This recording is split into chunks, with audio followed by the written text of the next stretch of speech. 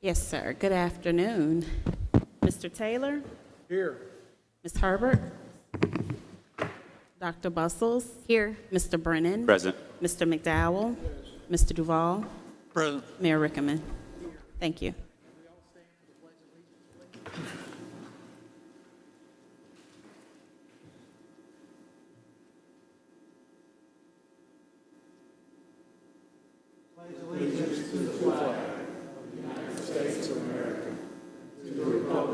Which it stands, one nation, under God, indivisible, with liberty and justice for all.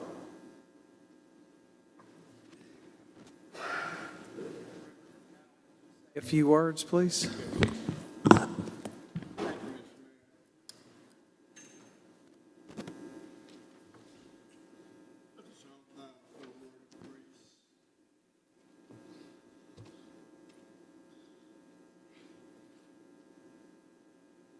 Lord, you've allowed us together in this room today to discuss and to conversate over the business of this city of ours. We ask for grace and mercy. We ask that you might continuously be with each one of us.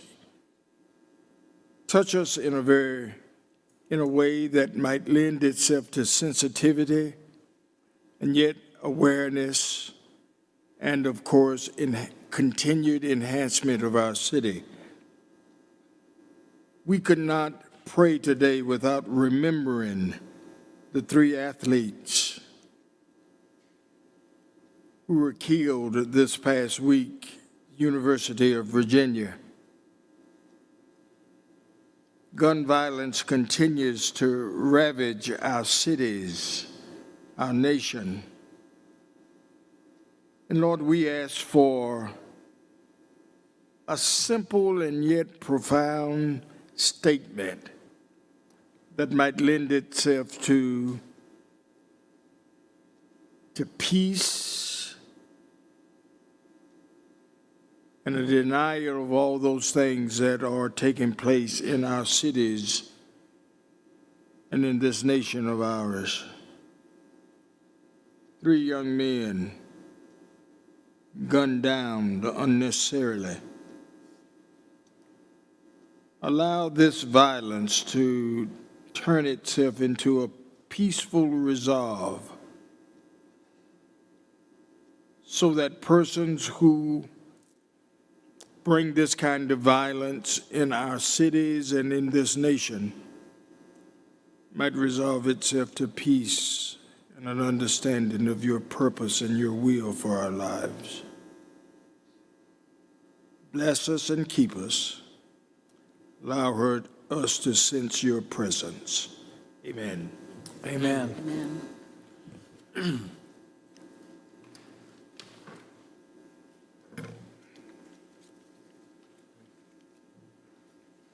Good afternoon, Mayor and Council. At this time, we would ask that you all please adopt the agenda holding items 22 and 23. Is there a motion? So moved. Second.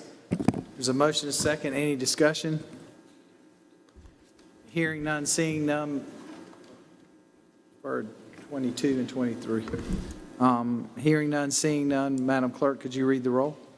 Mr. Taylor? Aye. Ms. Herbert? Dr. Bustles? Aye. Mr. Brennan? Yes. Mr. McDowell? Yes. Mr. Duval? Aye. Mayor Rickaman? Aye. This time, we would ask if there's any public input on agenda items as listed. Is there anybody that wants to speak on an agenda item? We will have, obviously, a public hearing where you have an opportunity to speak on any of those items at that point as well. Seeing none, hearing none, we'll move to the next. Madam. The approval of the minutes, item 1 is council approving the November 1st, 2022 council meeting minutes. So move. There's a motion. Is there a second? Second. A motion and a second. Any discussions, changes, concerns? Hearing none, seeing none. Madam Clerk, could you read the roll? Mr. Taylor? Aye. Ms. Herbert? Dr. Bustles? Aye. Mr. Brennan? Yes. Mr. McDowell? Yes. Mr. Duval? Aye. Mayor Rickaman? Moving into a period of presentations, item number 2, the Diabetes Awareness Month Proclamation, the Honorable Edward H. McDowell, Mayor Pro Tem.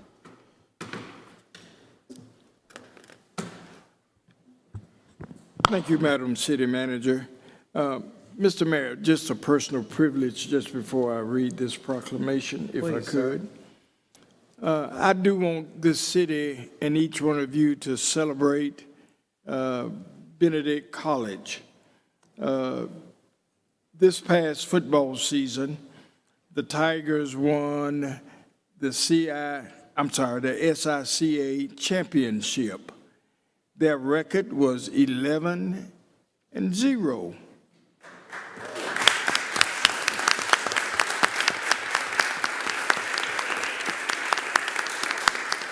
I certainly want to congratulate Coach Berry, Dr. Otis, and of course, members of the Benedict College family for their due diligence in making this a real plus for our city.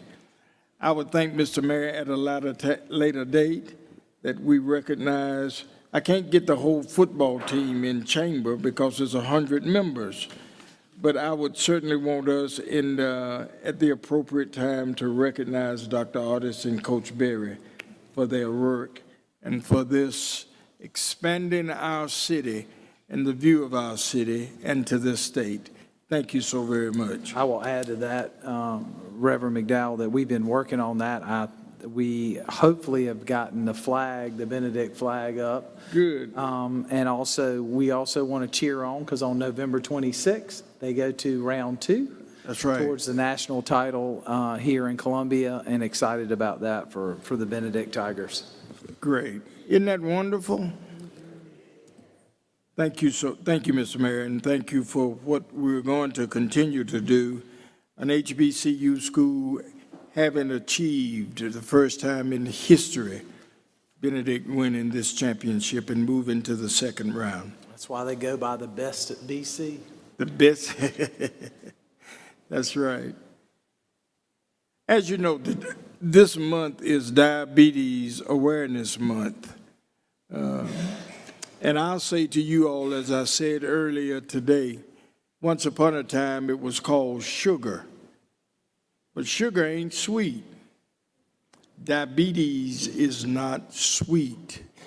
It's a devastating disease that hits each one of us. And I think that it is important for us to recognize it today. But in the course of history and in the course of time, diabetes has become a 12-month emphasis on what is taking place in this city of ours. 29203, the largest number of amputations in the state and perhaps in this nation of ours. 1 out of 6 African Americans are being affected grossly with diabetes, high blood pressure, hypertension, heart disease, and kidney failures. 1 out of 3 persons will die every 8 minutes from diabetes. Is this serious? I think it's serious not only for our city, but for our nation, and particularly serious for our council. We've looked real hard at health issues, and particularly heart disease and diabetes. Diabetes has risen above the crowd. So let's be resourceful. And again, without looking at any of my colleagues, there are consequences. Consequences when you become a diabetic. Tremendous consequences. Mr. Mayor, if you would allow me to read this proclamation. Whereas diabetes is the seventh leading cause of death in the United States. More than 37 million people in the United States have diabetes, and 1 out of 5 don't know that they have this disease. 96 million have diabetes, prediabetes, and more than 8 in 10 of them don't know that they have this dreadful disease. Whereas diabetes is the 8th leading cause of death in South Carolina, over 500,000 adults in South Carolina have been diagnosed with diabetes, and another 120,000 persons have diabetes but are not aware. 1.4 million have diabetes all over the state. Whereas people with diabetes have medical expenses approximately 2.3 times higher than those who do not have this disease. Total medical expenses for diagnosed diabetes in South Carolina is estimated somewhere around $4.3 billion in 2017. And whereas in the United States, for both men and women, the diagnosis for diabetes is highest among American Indians, African Americans, and those who are allowed, and Hispanic, African Americans, and in South Carolina. Whereas in South Carolina, there is a perplexing number of folk who find themselves in crisis. Whereas in South Carolina, it varies significantly by education levels. 20.0% of adults with less than a high school education have been diagnosed with diabetes, while only 9.5% of those with a college degree have been diagnosed. Now, therefore, I, Daniel J. Rickman, Mayor of the City of Columbia, South Carolina, along with my fellow members of the Columbia City Council, do hereby proclaim November 15th as Diabetes Awareness Month in the City of Columbia. Diabetes Awareness Month. Thank you all for your attention today. Just be reminded, there are consequences. Dr. Trashler, Dr. Zimmer, would you all come, and those from DHEC, and as we present this, yes, sir. Come on, my fellow colleagues, would you come? Don't be slow.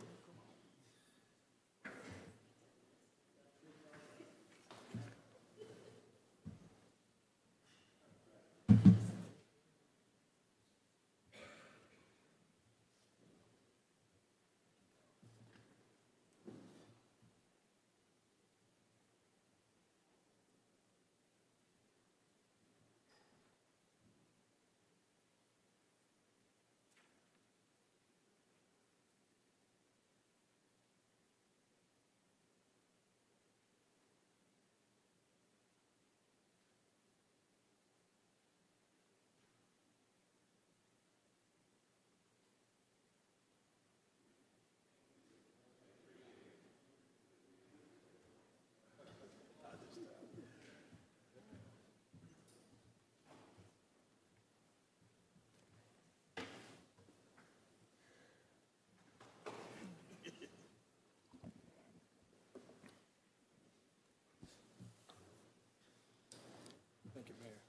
You're welcome, sir.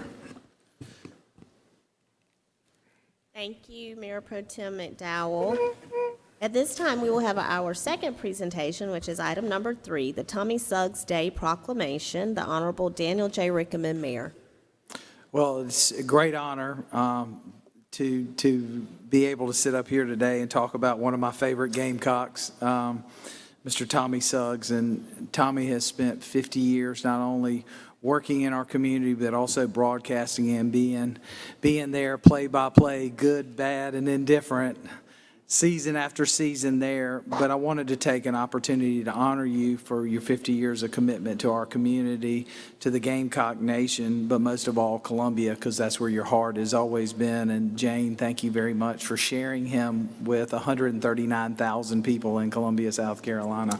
We appreciate it because we know it's a family effort and a lot of sacrifices, both in business and in, well, I guess both of them are considered business, even though football is your passion. Gamecocks are running through your blood because I know it's very Garnet from top to bottom. But I did want to recognize Tommy for his 50 years in service to our community. Tommy Suggs was the president and CEO is the president and CEO of Carolinas Regions of Hub International. He resides here in Columbia, South Carolina, where we're very grateful. But he also manages over 10 offices through North and South Carolina. He was previously the president and CEO of Keenan Suggs, the largest independently owned insurance, risk management, and benefits company in the Carolinas.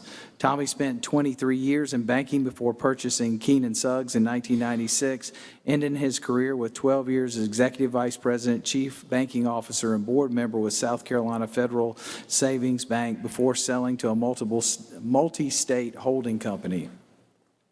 Tommy has served as the president of the Chamber of Commerce, the South Carolina National Nature Conservatory Leadership Columbia, chairman of the Providence Hospital Foundation, chair of the University of South Carolina Development Foundation, and until earlier, I did not know that I must address you as Dr. Suggs now. I did not realize that you had received an honorary doctorate degree from the Darla Moore School of Business in 2011, and obviously a frequent speaker at banking schools and various conferences throughout the region.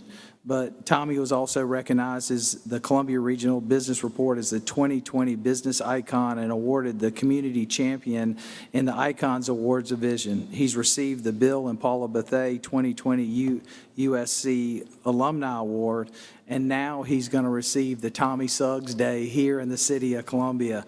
So therefore, I, Daniel Rickaman, the mayor of Columbia, South Carolina, along with my fellow council members, do hereby proclaim November 15th, 2022 as our favorite Gamecock Tommy Suggs Day and urge my fellow citizens to join me in celebrating Tommy Suggs and his 50 years of service to business and broadcasting across the Carolinas.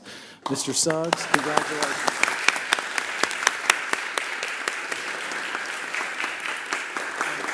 You want to say something?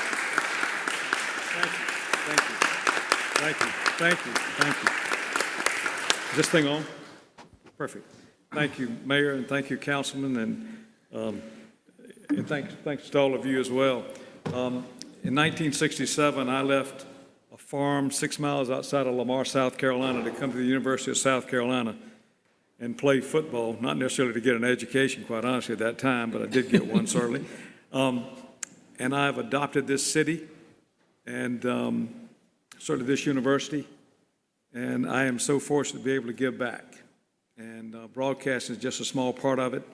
I love this place. I've given a lot of time and effort here. I'll continue to do that. I'm fortunate to have a wonderful wife and a great daughter-in-law here. My other family couldn't be here. But I love all you guys. And thank you so much for this recognition. Thank you. Thank you.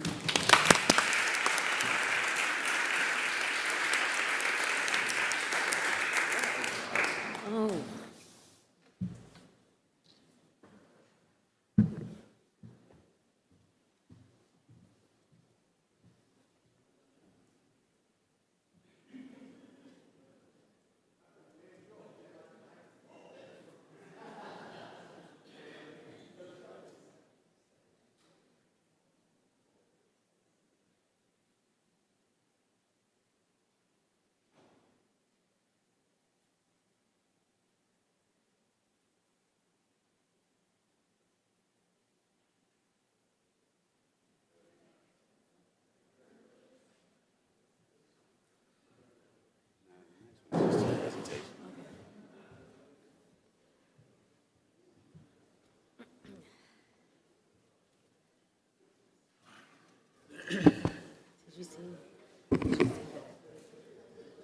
Mr. Mayor, while everybody's coming back to their seats, just a quick point. Tommy, I'd just like to say thank you. I've had the privilege of banking with you at South Carolina Federal, being insured by you, getting to listen to you, but most of all, you've been a great neighbor and a great member of District 4. And I would just remind everybody the old saying that behind every good man stands a great woman. And Jane Suggs has done wonders for the Tanglewood Neighborhood Association. So thank you both. Appreciate it.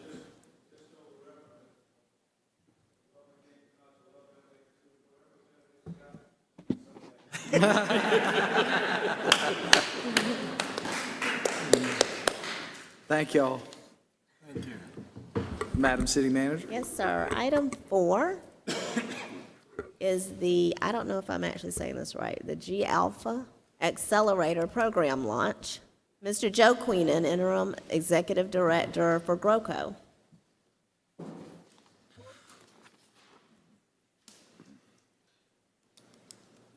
Good afternoon. Thank you, and congratulations, Mr. Suggs. It's awesome. Building community is very important to me and our group of innovators down in Five Points. I'm Joe Queenan, and I'm a volunteer trying to help build a technology community here. And I wanted to stop by and express my thanks to the City Council for your support of a program that we recently launched. It's called G Alpha. It's part of a international accelerator program.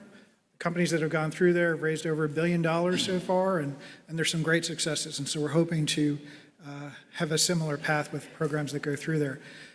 With your support, we opened up the applications just last week, and as of the moment I stepped in here, we're already halfway full, which is extraordinary, considering how far we have to go in Columbia.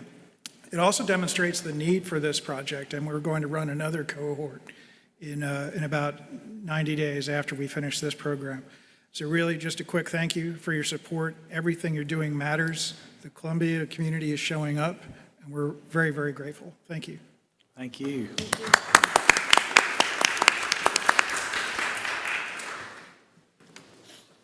At this time, we will move into our consent agenda items 5 through 11.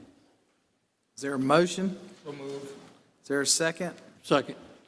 Is there any questions, concerns, I have one, comments? Mayor. Mr. Taylor? I spoke with Mr. Palin earlier, and I would just ask that on a future work session, that we include an explanation of this capital lease program.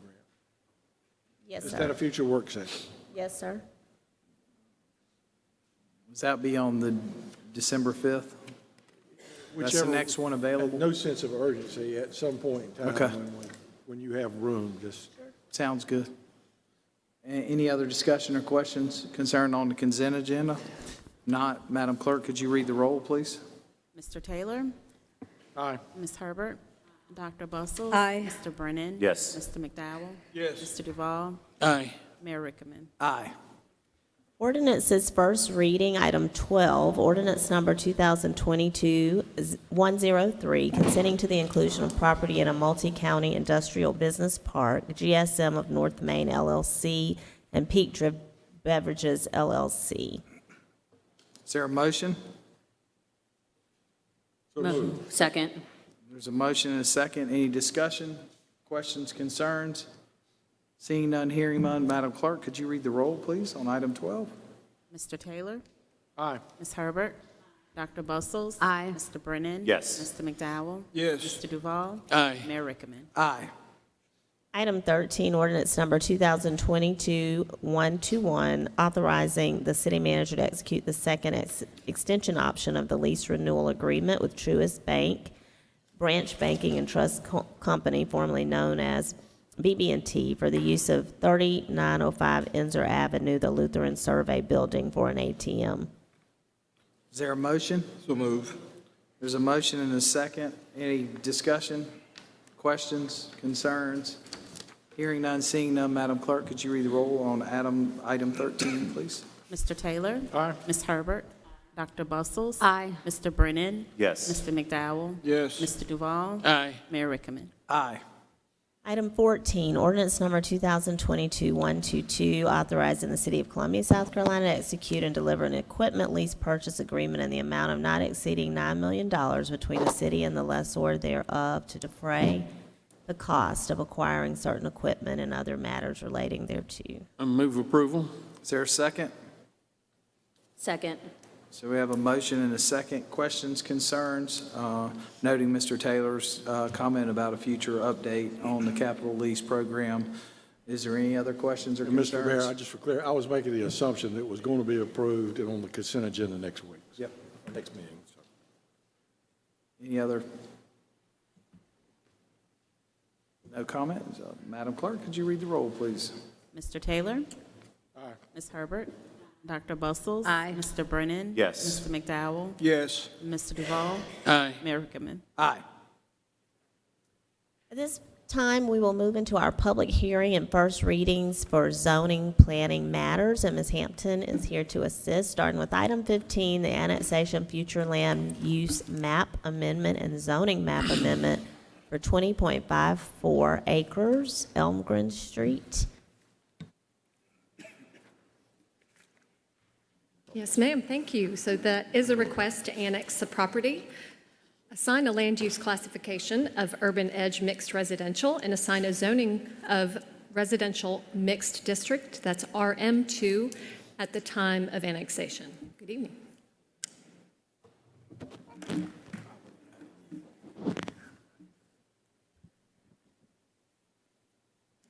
Have there been any updates or changes since?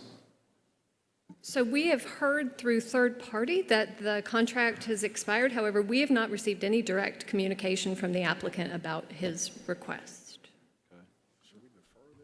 Huh? Should we defer, I mean, Howard, this is one I asked you about earlier. Should we defer this or? I have been told that the contract has been, I would deny it. We denied it on 7/14. Yeah. So I'll entertain a motion. I move that we deny the application. Second. A motion and a second. Any discussions, concerns, questions? Hearing none, seeing none. Item 15, could you read the roll, Madam Clerk? Mr. Taylor? Aye. Ms. Herbert? Dr. Bustles? Aye. Mr. Brennan? Yes. Mr. McDowell? Yes. Mr. Duval? Aye. Mayor Rickaman? Aye. Thank you. Item 15 has been denied. Thank you. Number 16 is an annexation future land use map amendment and zoning map amendment for 6505 North Main Street. It is a request to annex the property, assign a land use classification of community activity corridor, that's AC2, and assign a zoning of community activity center, CAC, at the time of annexation.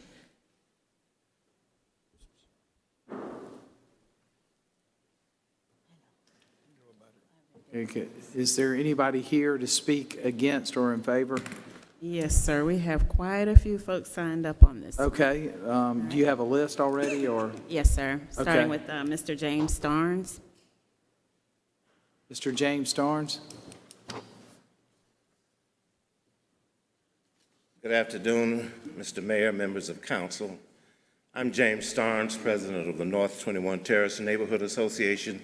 I'm joined today by our Vice President, Mr. James Hankins, our Secretary, Mrs. Cindy Leitner, and a number of neighbors from North 21 Terrace and surrounding communities. We come in opposition to the request for annexation and zoning change. Our reasoning is that we are concerned about the aesthetics of our neighborhood. We are not excited about having parking of vehicles at the entrance of our neighborhood. We in no way would want to inhibit the applicant from making any kind of financial gain possible, but we are interested in preserving our neighborhood.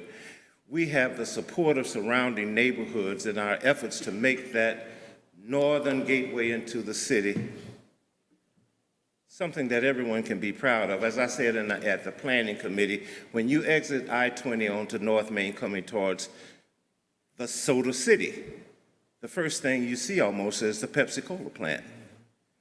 We want to add to that community. We are interested in making sure that that community does not, we have an apartment complex that is being constructed on one side of the street and a proposal for basically a parking on the other side.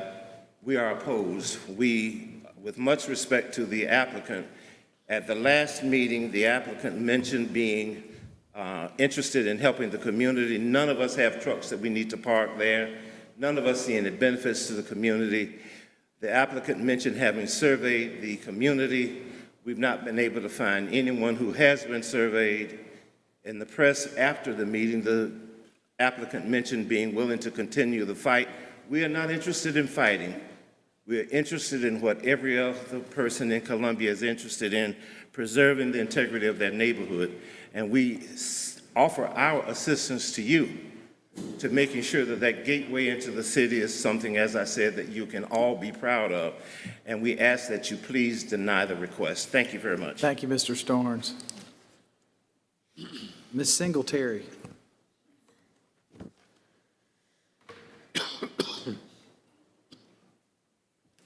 Hello, everyone. I'm Gwendolyn Singletary, the Executive Director of the Wiley County Foundation, also the President of the United Alliance of North Columbia Neighborhoods, which is a coalition of homeowner associations in that community, North Columbia, businesses, and we have some business owners here as well as churches. And our group has been meeting for the last several years to try to work together as a unit to better 29203. We are definitely opposed to annexation or the change in zoning for this specific facility. We believe that this facility and what they're proposing will continue to add to the crime and the negative perceptions in that area. We used to see with people parking trucks and things of that nature that can increase the sense of prostitution, sex trafficking, drugs, other crimes will be also handled in that area as well. We have current residents in that area who tend to be more mature, but we also are looking to grow the community, and we expected a lot of new families coming in.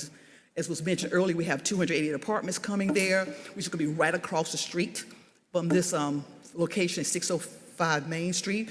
Also, across the street from that, on the other side, there is a property that's owned by Richland County School Districts. We don't know exactly what they're going to do right now, but in the future, we intend it would be something to do something with children. We're concerned about this type of facility that close to any children we have, not to mention other elementary schools in that area that would be also impacted by this.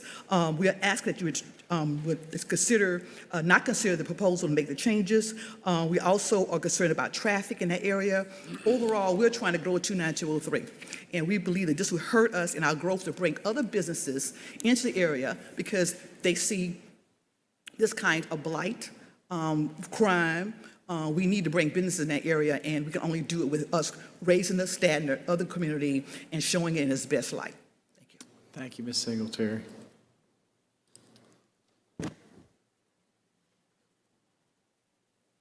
I believe this is Craig Sampson. Is that correct?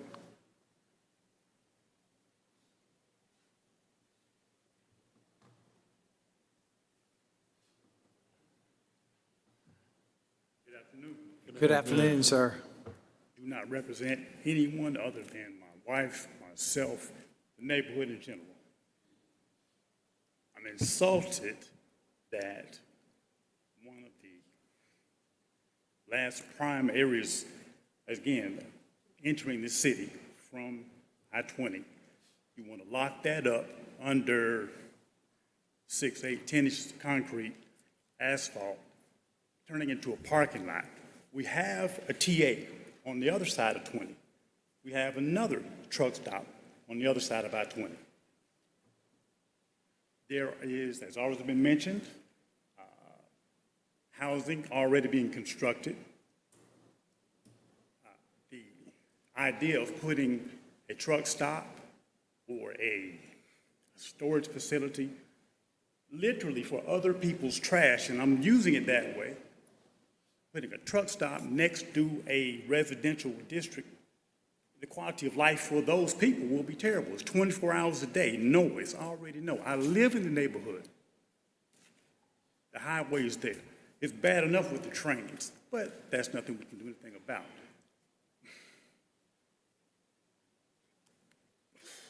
My wife and I have lived in that neighborhood for 30 years. We hate the fact that in order to go do anything, we have to leave the neighborhood. got to go to Forest Acres to do anything. Used to go to the mall, but the mall closed. The blight just passed from River Drive, literally all the way out to Blythewood. Everybody just skipped that area. Except for Councilman Davis, I liked him. The efforts he made going down toward North Main Street, Columbia College, improvements of the sewer, drainage, the roads. Really liked the work he did. I didn't see anybody else trying to do that, but he did that. I liked it about him.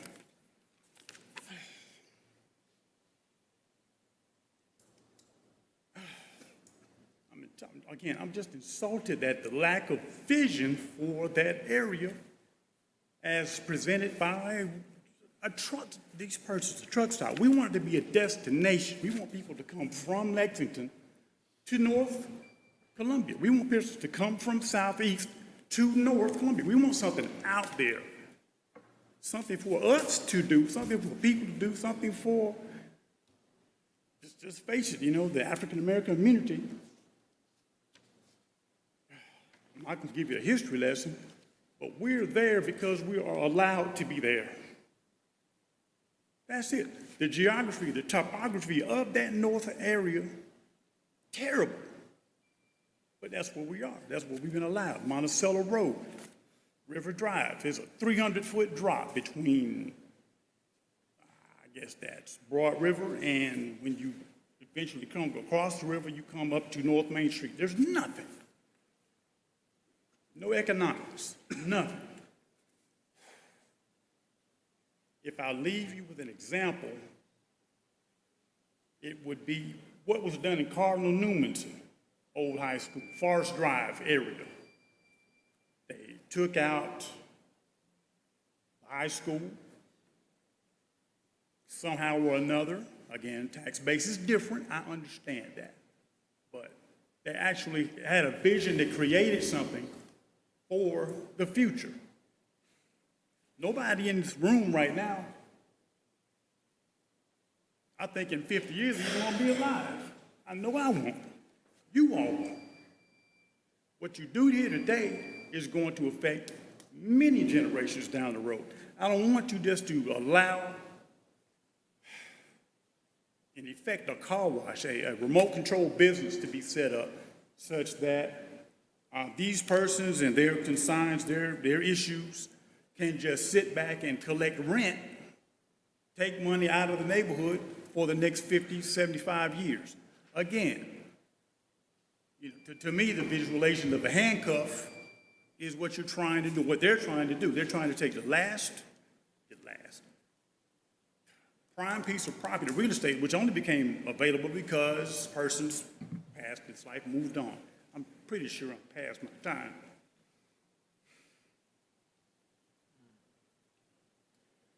I'm gonna back up 1 second. A few years ago, we were all very insulted in the neighborhood when somebody somewhere made a decision to shut down part of Farrell Road and try to make a bike zone. Took the 4-lane road into 2. I don't know who did that, but it was very short-sighted. What we in the neighborhood saw it as an attempt to create a traffic stop zone. At that time, you had, what was that? Live PD. Every time we looked at Live PD, Richland Lot was sitting right on Forest Drive, Fontaine, under that bridge with somebody black in handcuffs. Or they were on Broad River Road in the area where we black and brown people live. Never were they out in Lexington. I digress.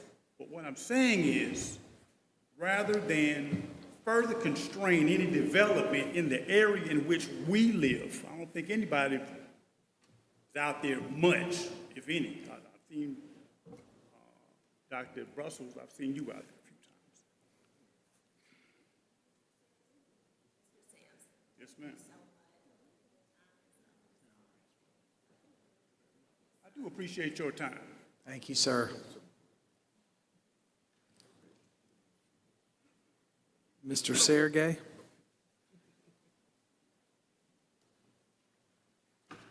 Good Good afternoon, everybody.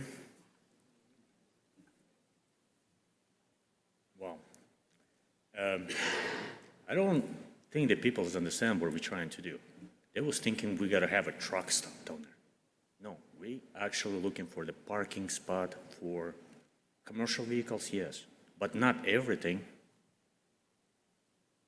Storages, yes. We got a apartment building. Some other people who live around it, they're looking for the storages, their own cars, their own belongings, boats, trailers, commercial vehicles, yes, also. But I'm not gonna give all my land for the whole commercial vehicles down there. I mean, I'm gonna lose big money on it. I mean, it's gotta have to be a big space on it too. So, it won't be truck stop, people. No. People usually is gonna come over. That's gonna be for the local people only, not for the people who's actually do over-the-road trucking. Besides, I wanna talk about that too. If you give me a little bit of time, so I can explain more. This parking spot for the commercial vehicles will be only for people who live actually in this area. People come to work, get their truck, do their stuff, come back, they do have their own spot. They're not gonna park anywhere on the surrounding areas, just like they do right now. And again, you guys know your church, big semi-truck was parked right up front of your church, and nobody cared about it for some reason. He's in the city, don't get me wrong, he's doing a pretty good job. He's get a little bit out of the road, but still, he's covered the view of pedestrians. And that was accident could be happening, especially with the kids when they're going right to your church. And it's not only that area. You guys talking about crime, I will appreciate if we're not gonna talk about prostitutes or drug dealer or something. I got nothing to do with that. Only thing I wanna put a space for the people who actually wanna use it, leave their stuff. Now, if we talking about the trucking business, big commercial vehicles, I probably is not gonna put a maximum, maybe 10, maybe 20, just to help the state. Just to help the state, because state cannot provide a parking spot for the commercial vehicles. It is a problem, big problem, especially for another businesses. Let's talk about TA truck stop, who's actually half a mile from me, or pilot truck stop, who's actually a mile from me. I mean, we're all surrounding. When I talk to the management down there, they said we do have a problem with the parking spot, not for people who's actually. They do have a problem with the people local people. They come back, they park the trucks down there, and they leave. The truck's sitting for a week. They don't put a fuel on.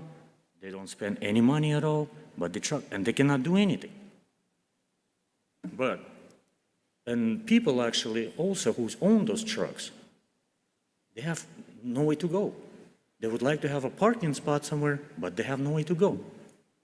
So now, if we're talking about money perspective, just think how much those businesses losing in one day, if they just left the truck, local truck, parking on their yard. So I got a little bit of calculation right here.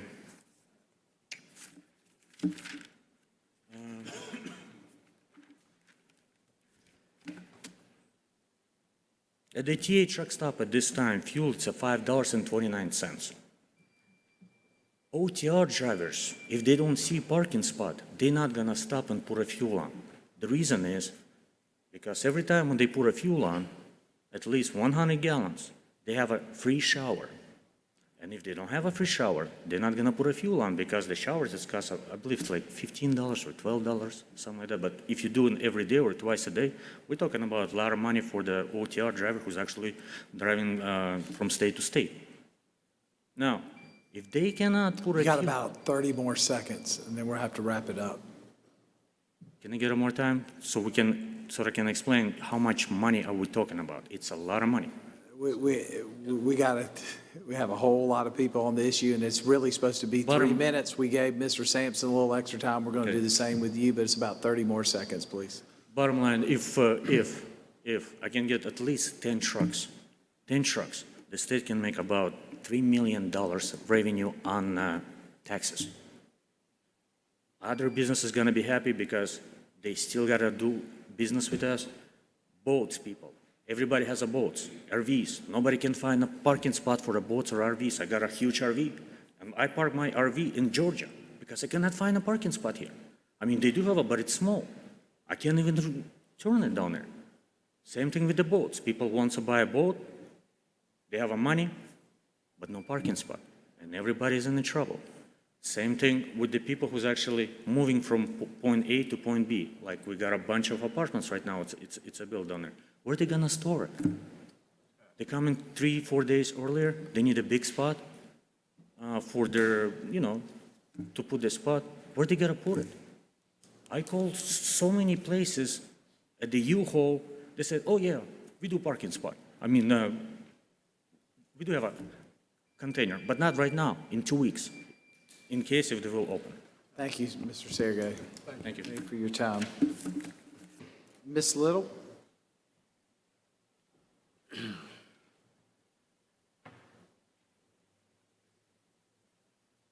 How you all doing? My name is Tyra Little.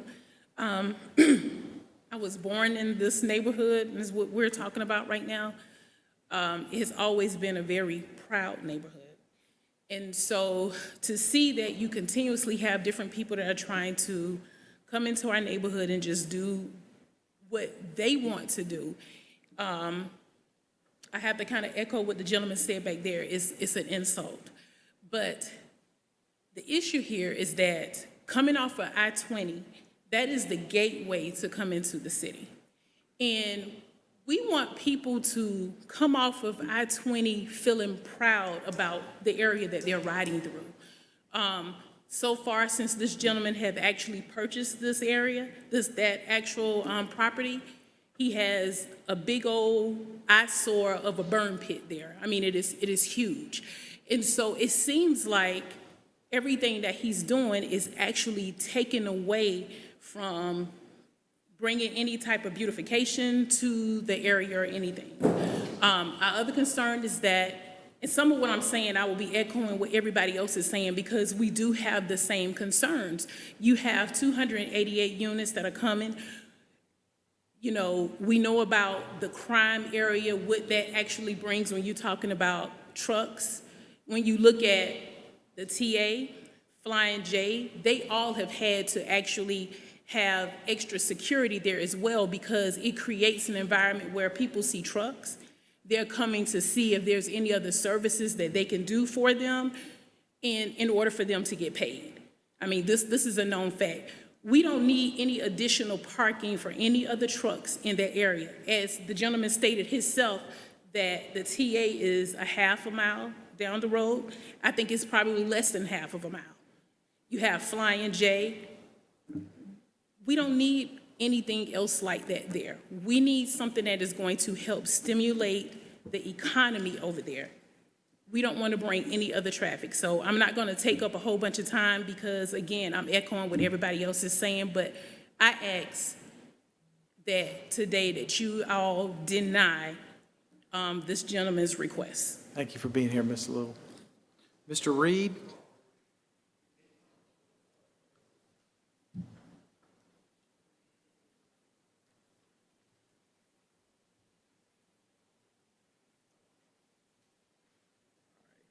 I'm probably going to say a little bit of what everybody else said. Of course, everybody knows it's a gateway. People keep talking about the Flying J and TA.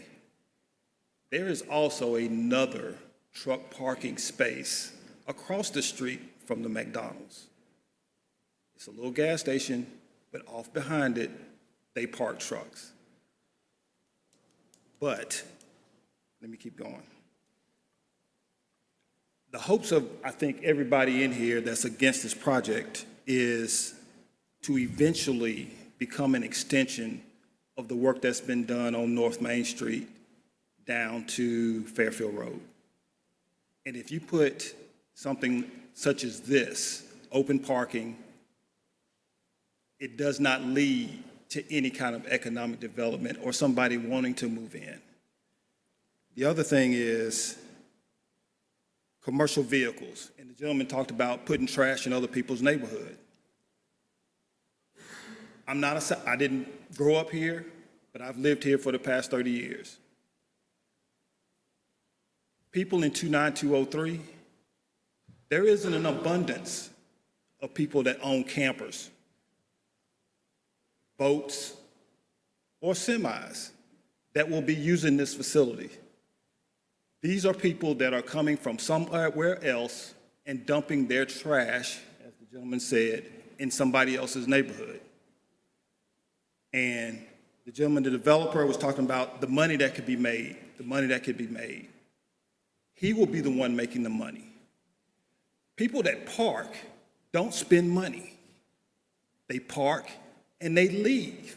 If they don't live in 29203, they're taking their money back to 29223, 29229, 04, 05, all the other places.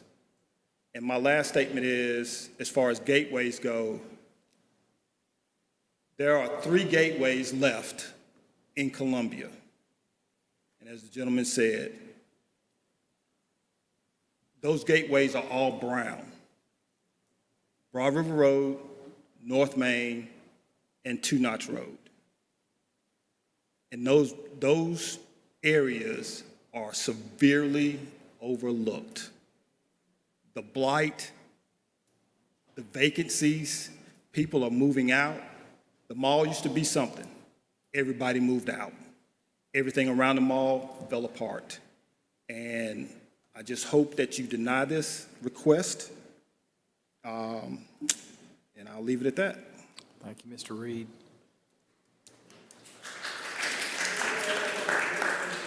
Mr. David Lewis.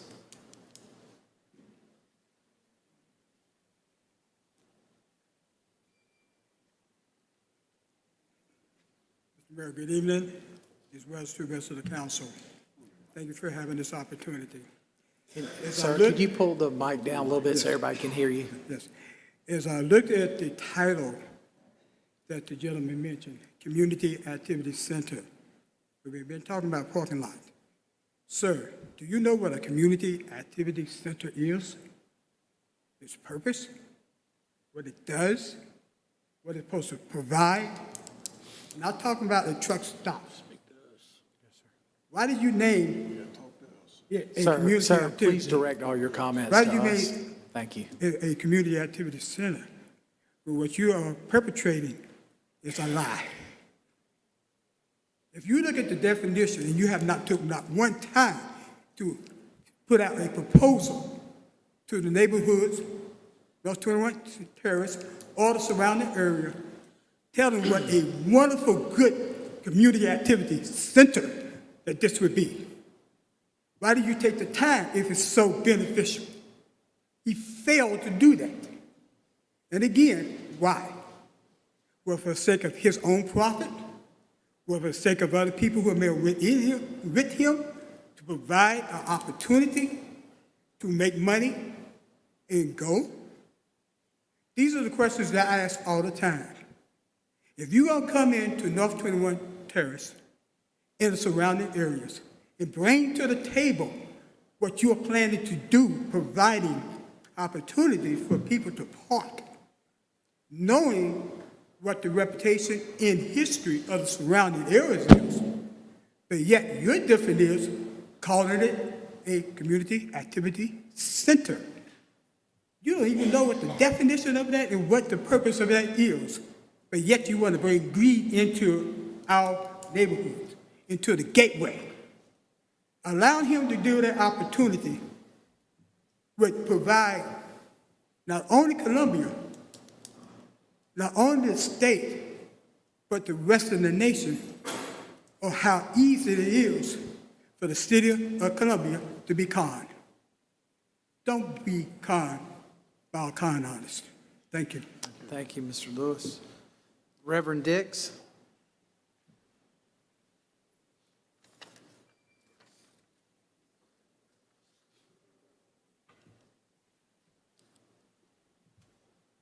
Mr. Mayor, Good evening. good to see you. Ladies, gentlemen of the council, I stood here some 40 years ago to try and ask for some zoning changes for our church. one of the things that council at that time advised us to do was to first get in touch with the neighborhood organization. Neighborhoods are important. People invest their last into their neighborhoods. It's where they go home to rest, to play with their children, to walk their dogs, to listen to the birds chirping in the trees. I happen to have purchased about a year ago the piece of property across the street there from the subject property here. I put about $1 million into my investment. $1.4 million, wasn't it? Sir? $1.4 million, wasn't it? $1.4 million. You're absolutely right, sir. We have worked conscientiously to work with the neighborhood organizations there to be sure that what we do does not conflict with the dreams that they've had long before I was born, long before I bought property into that neighborhood. I want to be a neighbor. I don't want to be an irritant to the neighbors. I have been working at night in my building to hear the rhythm of diesel engines moving trucks about the subject property. I have gone down the sidewalk to walk toward the historic place that you have down the street on the right just before you get to the fire department. And as I look across the street at the subject property, I see the tandem trails from the trucks across the grass where there's no driveway there wide enough to get those trucks in there. So they just hop over the sidewalk, which means that later there's going to need to be some repair to those sidewalks. I've also looked down the road there from my driveway and thought about maybe there needs to be a traffic light at Mason and North Main. And the state says no, because of the visibility problems, we can't put one there. And I've often thought what it's going to be like for tractor trailers and RVs trying to merge into North Main from the apartment complex and a parking place. Ladies and gentlemen, I respectfully request that you all would deny this request. Thank you, gentlemen. Thank you, ladies. Thank you, Reverend Dixon.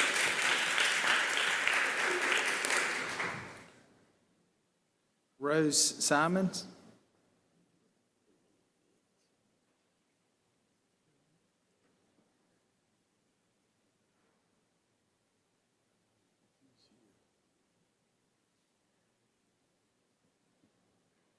Don't see Ms. Simons. Mr. Wright, Jimmy Wright?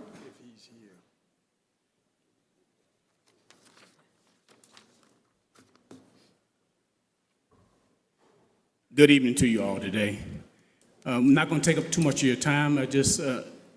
Reverend Dixon spoke so eloquently about what is needed in our communities that definitely don't want to take away from what he has said and what so many of our community members have said as well.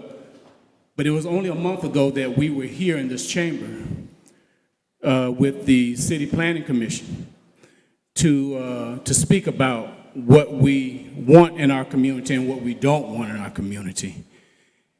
And I can remember, because it still stays with me, that what are the intentions of what people want to bring to our community, because the intentions are the only things that are truly pure that are within each and every one of us.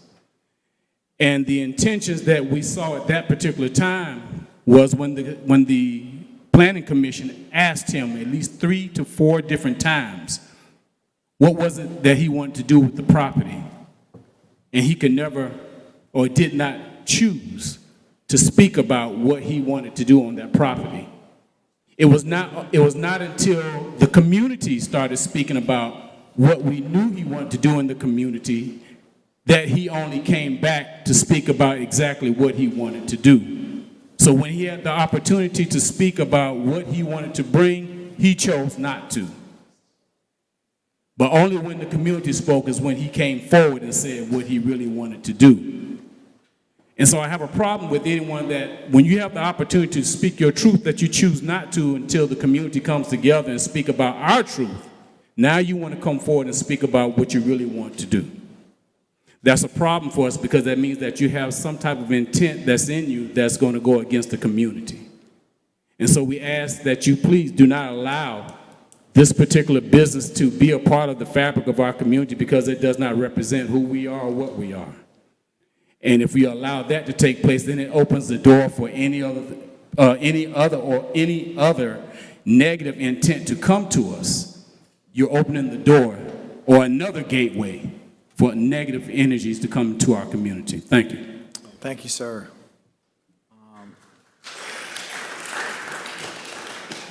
Pastor McCallum?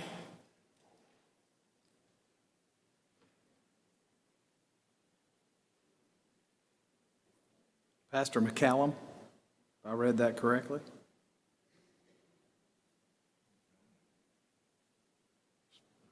Okay. Yeah. All right. Council, any questions, concerns, comments? Mr. Mayor, I make a motion we deny the application. Second. There's a motion, and a second. Any other comments, questions? Yes, I do want to take give it the time that it deserves. And whenever I am going to give a negative decision, I try and meet with developers. And so I did meet, and if you don't mind me calling you Serge, I met with Serge on the property, gave him an opportunity to explain to me exactly what he wanted to do. We discussed some options. Is there something else that you may want to do on the property? And I will explain to you all what I explained to him. You know, I grew up in 29203, and my grandmother knew Miss Monteith. And every time we rode down Farrow Road, my grandmother would say, I wonder what she's doing today, you know, because they were older women.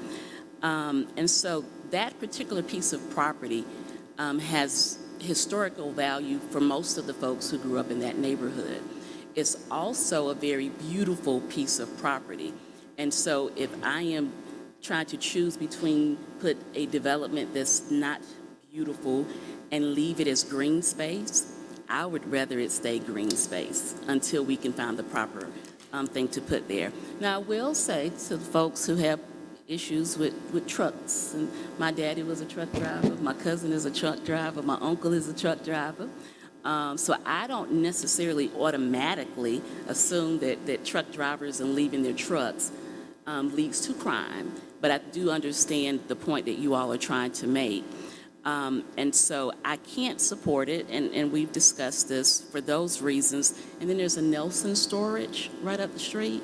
So, I mean, I think that there are other options there, and there are a lot more things that are more compatible. And I shared that we have the plan for North Columbia. It says right there we really want retail or more housing. And so anything inconsistent with that, I think, would not be good for the area and for the corridor. So for those reasons, I am voting in a negative. Thank you, Ms. Herbert. Any other comments, questions? There's been a motion to move the question.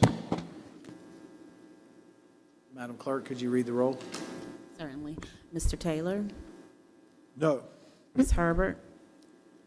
I am voting yes to deny. How are we doing that then? I'm voting to deny.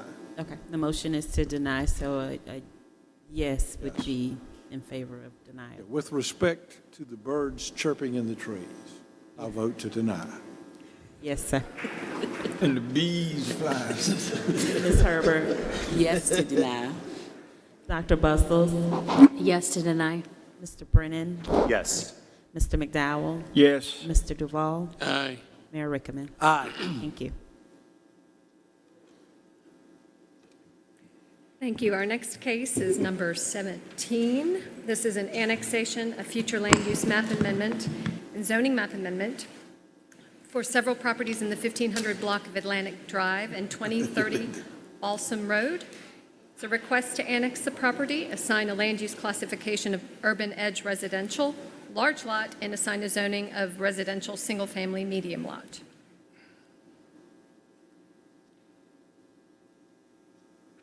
Is there anybody here to speak for or against this item?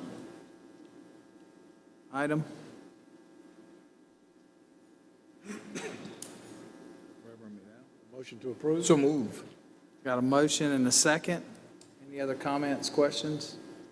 Hearing none, seeing none. Madam Clerk, could you read the roll? Mr. Taylor? Aye. Ms. Herbert? Aye. Dr. Bustles? Aye. Mr. Brennan? Yes. Mr. McDowell? Yes. Mr. Duval? Aye. Mr. McDowell? I'm sorry. Mayor Rickaman? Yes. Aye. Thank you. Gotcha. Twice. Thank you. Number 18, annexation, future land use map amendment and zoning map amendment for 1008 Likes Lane. Request to annex the property, assigned a land use classification of community activity corridor and a zoning of activity center corridor at the time of annexation. So Is there, moved. is there anybody here to speak for or against this item? Mr. Mayor, I make the motion to approve. So there's a motion. Is there a second? Second. Got a motion and a second. Any discussion? Hearing none, seeing none. Madam Clerk, can you read the roll? Mr. Taylor? Aye. Ms. Herbert? Aye. Dr. Bustles? Aye. Mr. Brennan? Yes. Mr. McDowell? Yes. Mr. Duval? Aye. Mayor Rickaman? Aye. 19, an annexation, future land use map amendment and zoning map amendment for 1903 Hazelwood Road and 1842 Presley Street. Request to annex the property, assign a land use classification of urban edge residential, and assign a zoning of RSF1. Is there anybody here to speak for or against this item? Mayor, I make the motion to approve. Second. Got a motion and a second. Any discussion? Hearing none, seeing none. Madam Clerk, could you read the roll, please? Mr. Taylor? Aye. Ms. Herbert? Aye. Dr. Bustles? Aye. Mr. Brennan? Yes. Mr. McDowell? Yes. Mr. Duval? Aye. Mayor Rickaman? Aye. Thank you. Number 20, an annexation, future land use map amendment and zoning map amendment for unincorporated portions of 3815 Arshire and .56 acres of the northeast side of Clement Road. Request to annex the property, assign a land use classification of urban or residential, and assign a zoning of residential, single-family, large lot at the time of annexation. Is there anyone here to speak for or against this item?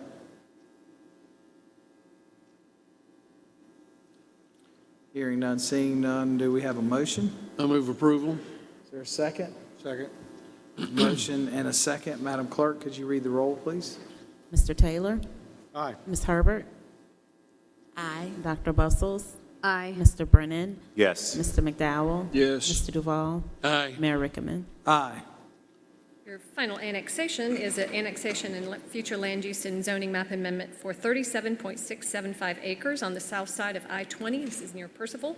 Request to annex the property, assigned a land use classification of community activity corridor, and a zoning of general commercial at the time of annexation. Is there anybody here to speak for or against this item? Mr. Mayor, I make the motion to approve. Second. Got a motion and a second. Any discussion? Hearing none, seeing none. Madam Clerk, could you read the roll? Mr. Taylor? Aye. Ms. Herbert? Aye. Dr. Bustles? Aye. Mr. Brennan? Yes. Mr. McDowell? Yes. Mr. Duval? Aye. Mayor Rickaman? Numbers 22 and 23 are combined. It's a future land use map amendment and then a zoning map amendment, those two together. We deferred them. You deferred those? Okay, thank you. Well, that makes it quicker. Is that both 22 and 23? Yes, sir. Yeah. All right. Pardon me for that. Number 24 is a We zoning. did it at the beginning of the agenda. Zoning map amendment for 14.75 acres on the north side of Lost Creek Drive. A request to rezone the property from large lot reserve, LLR, and a portion within the floodplain to residential single-family large lot, also portion remains within the floodplain. Is there anyone here to speak on this issue? For or against? Mr. Mayor, I make the motion to approve. There's a motion. Is there a second? Second.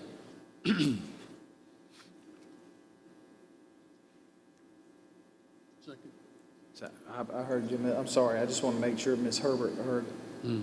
We had a motion and a second on item 24. Just want to make sure you knew that was moving forward. Yes, Is there any comments or concerns? Yes, sir, please come to the podium. Yes, sir.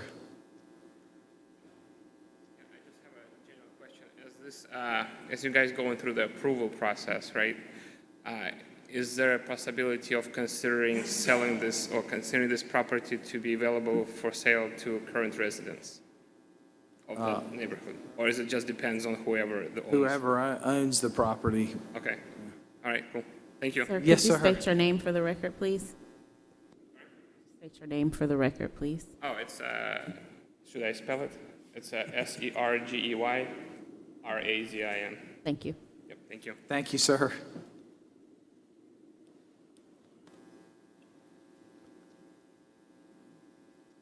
I believe it may be under contract, which is why you are seeing it here for rezoning. So, we heard, so Madam Clerk, could you read the roll? We have a motion and a second. Yes, sir. Mr. Taylor? Aye. Ms. Herbert? Aye. Dr. Bustles? Aye. Mr. Brennan? Yes. Mr. McDowell? Yes. Mr. Duval? Aye. Mayor Rickaman? Aye. Thank you. I do want to go back, I did have a question just come up from the applicant about 22 and 23. Was that deferred within your agenda item, that it was deferred when you were Yes, ma'am. making changes to the agenda? Okay, just wanted to make sure that was the case. That's what I thought. Okay, so number 25, pardon me, this is your last case for this evening. You may remember when we made the changes to the text amendment the last time that there were some clarifications requested of residents. We made that it was signed that evening, and this is coming back to you, that same language that we discussed the evening. Motion to approve. Is there a second? Second. Any questions, concerns? Hearing none, seeing none, Madam Clerk, could you read the roll, please? Mr. Taylor? No. Ms. Herbert? Aye. Dr. Bustles? Aye. Mr. Brennan? Yes. Mr. McDowell? Yes. Mr. Duval? Aye. Mayor Rickaman? Aye. That concludes your zoning public hearing. Thank you. Moving into a period of resolutions, item 26, resolution number R 2020-2095, certifying a building site as abandoned buildings pursuant to the South Carolina Abandoned Buildings Revitalization Act. Motion to approve. So move. Second. Got a motion and a second. Any questions, concerns, comments? You would like to note that that comes with a recommendation for approval from the Economic Development Committee, just for the record. I'm sorry, Mr. Taylor, it didn't, I couldn't hear you. Hello, hello? Now. Would you note for the record, it comes with a recommendation for approval from the Economic Development Committee? Item 26. Item 26, for the record, it is noted that it does come from the Economic Development Committee with a recommendation, and we have a motion and a second. So, Madam Clerk, could you read the roll? Mr. Taylor? Aye. Ms. Herbert? Aye. Dr. Bustles? Aye. Mr. Brennan? Yes. Mr. McDowell? Yes. Mr. Duval? Aye. Mayor Rickaman? Aye. Thank you. Item 27, an event resolution, resolution number 2022-096, authorizing consumption of beer and wine only at the South Carolina Oyster Festival in the 1600 block of Blanding Street on Sunday, November 27, 2022, with a rain contingency of Saturday, December 3rd, 2022. Is there a motion? Second. Got a motion and a second. Any comments or concerns, questions? Hearing none, seeing none, Madam Clerk, could you read the roll? Mr. Taylor? Aye. Ms. Herbert? Aye. Dr. Bustles? Aye. Mr. Brennan? Yes. Mr. McDowell? Yes. Mr. Duval? Aye. Mayor Rickaman? Aye. Item 28, under other matters, council is asked to approve contract amendment number 6 for the water and sewer line repair warranty program marketing agreement as requested by Columbia Water on October the 19th, 2022, award to HomeServe USA Corp. At no cost. This request is to exercise the option to extend the term of the agreement for an additional 3 years. This firm is located in Norwalk, Connecticut. Is there a motion?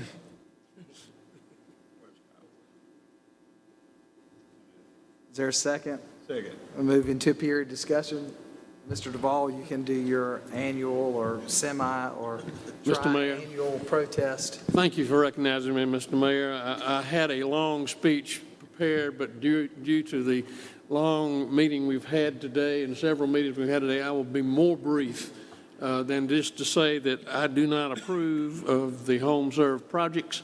I think that they are taking advantage of the city and the citizens of the city with this program. I did have a question for Mr. Shealy. I have noted that Home Serve is now advertising on TV for the Home Serve service. Does that go into the city's computers so that we bill for Home Serve on our water bills?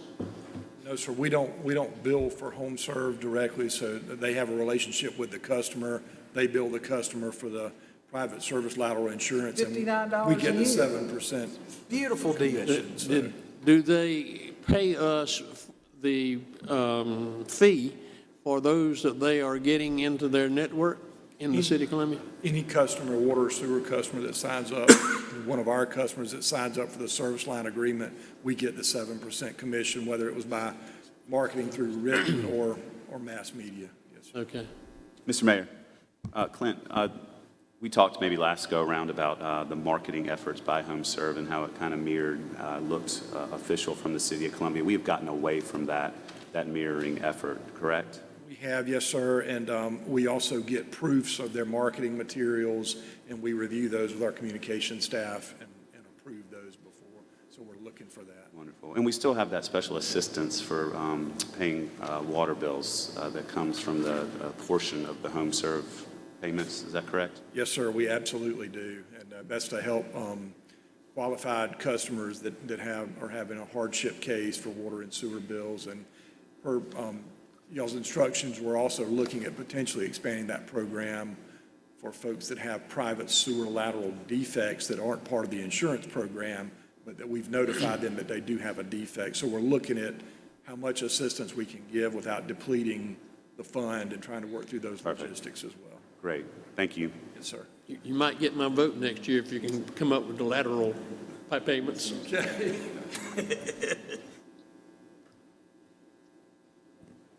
So there was a motion. Any other comments? Other than, if you haven't signed up for it, $59 a year will save you thousands on issues. I believe in it. It has worked. It's saved thousands of folks money. I know Mr. Duvall doesn't like it, but it is a good program. Hold the previous question, Mr. And so we can move in the previous question. Madam Clerk, could you read the roll? Yes, sir. Mr. Taylor? No. Ms. Herbert? Aye. Dr. Bustles? No. Mr. Brennan? Yes. Mr. McDowell? Yes. Mr. Duval? No.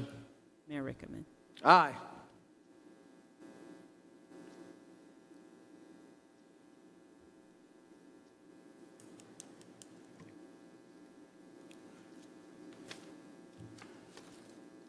Item 29, fiscal year 2022, 2023 Community Promotions Grant Program Recommendations. Ms. Missy Kaufman, Budget Program Management and Grants Director. Good afternoon, City Council. It's good to be with you this evening. As mentioned by Ms. Wilson, City Council approved allocation for a funding for Community Promotions Grant Program. Next slide, please. We don't see the slides yet, so. Yeah. We're, It's just a summary, too, of the packet. Right. And then you have material that was included in your agenda.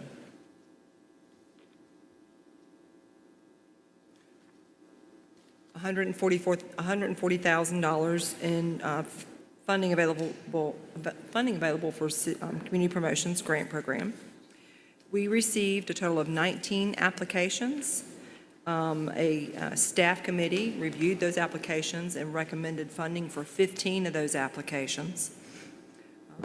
Funding requests totaled $381,000, so of course we had to be able to make allocations within the $140,000 budget. The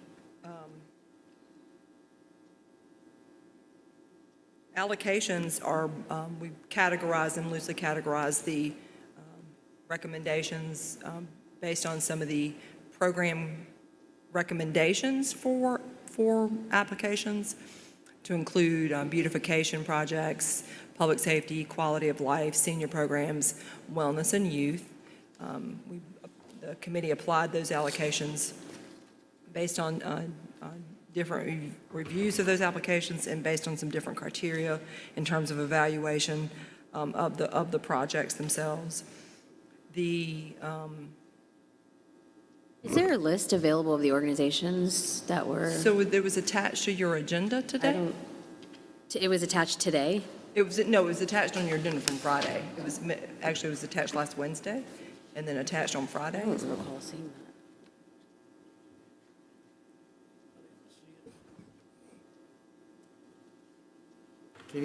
Can you make some copies?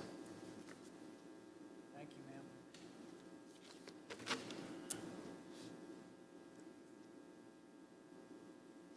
Just take a minute and get some copies for everybody.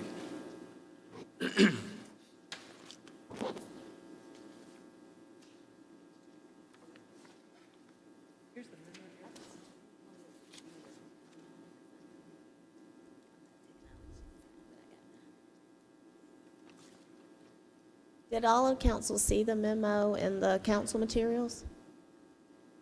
I had seen it, but I had mine printed, so I can't. Well, some did, some didn't, but it was there, so I'm just verifying. Thank you.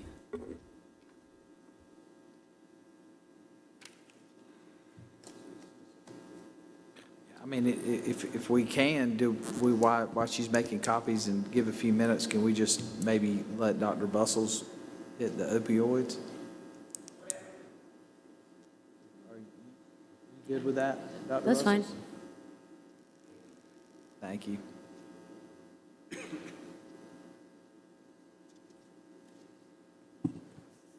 So as we discussed at the last city council meeting, the City of Columbia has an opportunity, along with a lot of other local jurisdictions across South Carolina, to apply for guaranteed funding as a result of this large opioid settlement with pharmaceutical companies that the state of South Carolina won.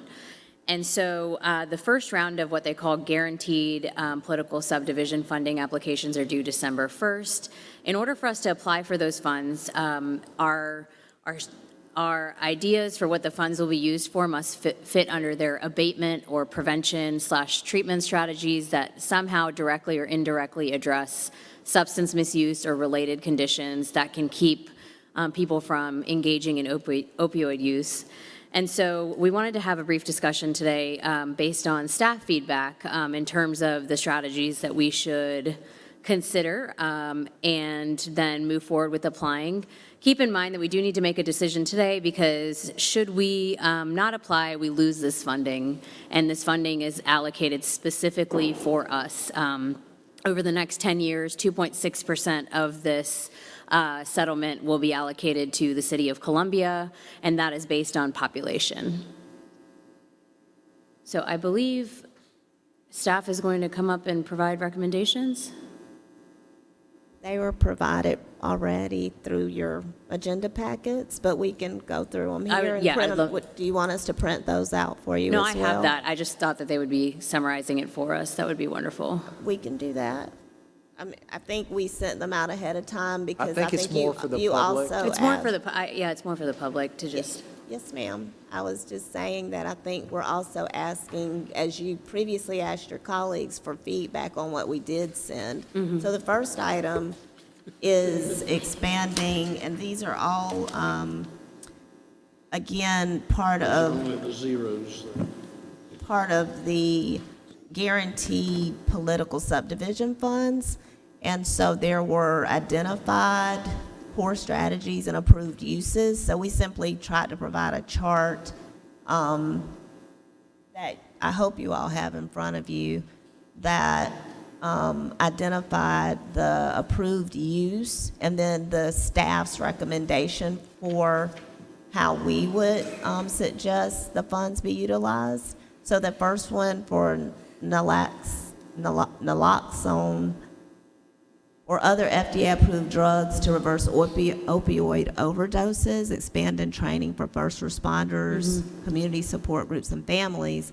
The city's proposed use of, for that category would simply be to fund training for first responders from subject matter experts for proper management management of addiction-related incidents to include tactics for dealing with both patients and potentially hazardous substances on scene. This would fall under CPD and CFD and they already partner with DHEC to do this, but we'll verify if that partnership will continue or if we need to begin requesting funding from the settlement funds to provide our own training. Do y'all want to go one by one and let No, us I just know? wanted to hear, based on some of our council priorities, I think those are in line with, especially given our emphasis on public safety. If this is the direction that council would like to go, obviously there's a lot of different strategies, but I agree with the staff recommendation that perhaps focusing on our first responders and some of those training programs would be a good start. Also keep in mind that we would be eligible to apply every year for guaranteed subdivision political funding as more money comes in from the pharma settlement, so we can always look at another strategy next year. Okay, and then the additional approved use in that same core strategy was training regarding naloxone and other drugs to treat overdoses for first responders, education. And again, CPD and CFD are currently partnering with DHEC on this one as well, and we would simply verify that we can continue this or begin requesting funding to provide our own supply. Another approved use in this core strategy to increase availability and distribution of naloxone and other drugs that treat overdoses for the first responders and outreach workers. Again, CPD and CFD would utilize continue their partnership and utilize the settlement funds to provide their own supply if necessary. We also, for this approved use, recommend that the Rapid Shelter Columbia staff receive assistance in getting naloxone and other drugs that treat overdoses for clients at the Rapid Shelter Columbia. That's awesome. Yeah, I really like that idea. That's really great. Okay, so moving into the next core strategy is the medications for opioid use disorders, distribution and other opioid use disorder treatment. The approved use is to provide the education and awareness for the medications for opioid use disorders, training to EMTs, law enforcement, and other first responders. Most of these in that type of category of assistance fall within CPD and CFD, and they're already partnering, and we would continue that or use the funds to provide our own education and awareness training. The next core strategy, expansion of warm handoff programs and recovery services. The approved use to expand warm handoff services to transition to recovery services. And we would explore using the funding to contract with partners to provide services for clients at Rapid Shelter Columbia. We would also, for another approved use, provide comprehensive wraparound services to individuals in recovery, including shelter, transportation, and job placement training. This again could be utilized at Rapid Shelter Columbia with our partners, and hiring additional social workers, peer recovery coaches, or other behavioral health workers to facilitate service expansions. Again, exploring using the funding to contract with partners to provide services for clients at Rapid Shelter Columbia. The next strategy, well, this is the approved use in the same strategy, engaging nonprofits, faith-based communities, and community coalitions to support people in treatment and recovery, and to support family members in their efforts to support the person with OUD, opioid use disorder. And the first suggestion here is to award grants for nonprofits, faith-based, or community organizations who provide support for people and families affected by OUD. And the second recommendation for that approved use is to partner with the Courage Center described below. I'll have to look and see where we describe that. To initiate and maintain peer-led addiction intervention programs in the city of Columbia. That's within line of our goals. Another approved use supports stigma reduction efforts regarding treatment and support for persons with OUD, including reducing the stigma on effective treatment. The recommendation is to create PSAs, literature, billboards, etc., that reduce the stigma and prevent opioid overdoses. Training regarding naloxone and other drugs to treat overdoses for first responders education. And again, coordination with the current opioid prevention programs to provide public service announcements for the community through various media. The next core strategy is prevention programs. The approved use is funding for community drug disposal programs, and the recommendation from the staff is to expand the disposal of drugs by purchasing additional equipment that can be used at CPD or purchase a mobile drug disposal unit. The second approved use, train first responders to participate in pre-arrest diversion programs, post-overdose response teams, or similar strategies that connect at-risk individuals to behavioral health services and supports. And our recommendation is for CPD and CFD to continue their current partnership or to request funding from the settlement to provide our own education and awareness training. And then the final core strategy is the evidence-based data collection and research analyzing the effectiveness of the abatement strategies within the state. The approved use, the first one is provide funding for evidence-based media campaigns to prevent opioid use. Our recommendation is to create such a campaign to prevent opioid use through PSAs, videos, and commercials. And the second approved use is to support opioid abatement research that may include the following: a dashboard to share reports, recommendations, or plans to spend the settlement funds, showing how the opioid settlement funds have been spent, and to report this program strategy outcomes. And we recommend that we create such a dashboard. Yes. Sorry. So based on, and I really appreciate the staff going through and thinking through various ways in which our work can plug into the abatement strategies, my recommendation to council is to maybe narrow it down to 3 or 4 areas. And the ones that I think resonate the most with our discussions and priority areas is training around naloxone and, some of the prevention piece, given that we are taking a trauma-informed approach for rapid shelter, among other things. I also believe the Pathways Initiative can fall under one of those prevention strategies as well that, down the road could help support that work, given that we're integrating behavioral health into our first responders. And then, of course, I think the last area then would then focus on looking at ways in which we can continue to partner and collaborate with community-based organizations to advance some of these approaches. So that would be my recommendation to council, those kind of 3 major areas. I do have a question. I was wondering how much, I don't know if that's the right question, are we well equipped with naloxone as far as the fire department and the police department right now? I only say that because on Chicago PD, they have to pull it out at least once every episode. So I don't know if Chief Holbrook's here, but they haven't indicated to me that there's a lack of it. And I know that they have been very successful using it when they need to. Excuse me. Mr. Mayor. Yes. So with our rapid shelter, and I guess our homeless services in the past, we've seen, we've reached out and we've worked with folks from the region that are experiencing homelessness. I think the same, I wonder, does the same, I guess, approach apply here, that we will be serving people from outside of the city limits based on the figures that we are allotted?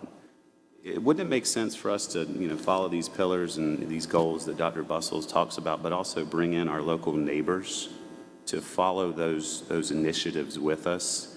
If we're going to the extent of creating a dashboard and education, reaching out across the river, West Columbia, Casey, even Lexington County, and beyond, it just seems like a bigger bang for the buck and a bigger public health step there. So maybe not just operating in our little silo here with the funds that we're given.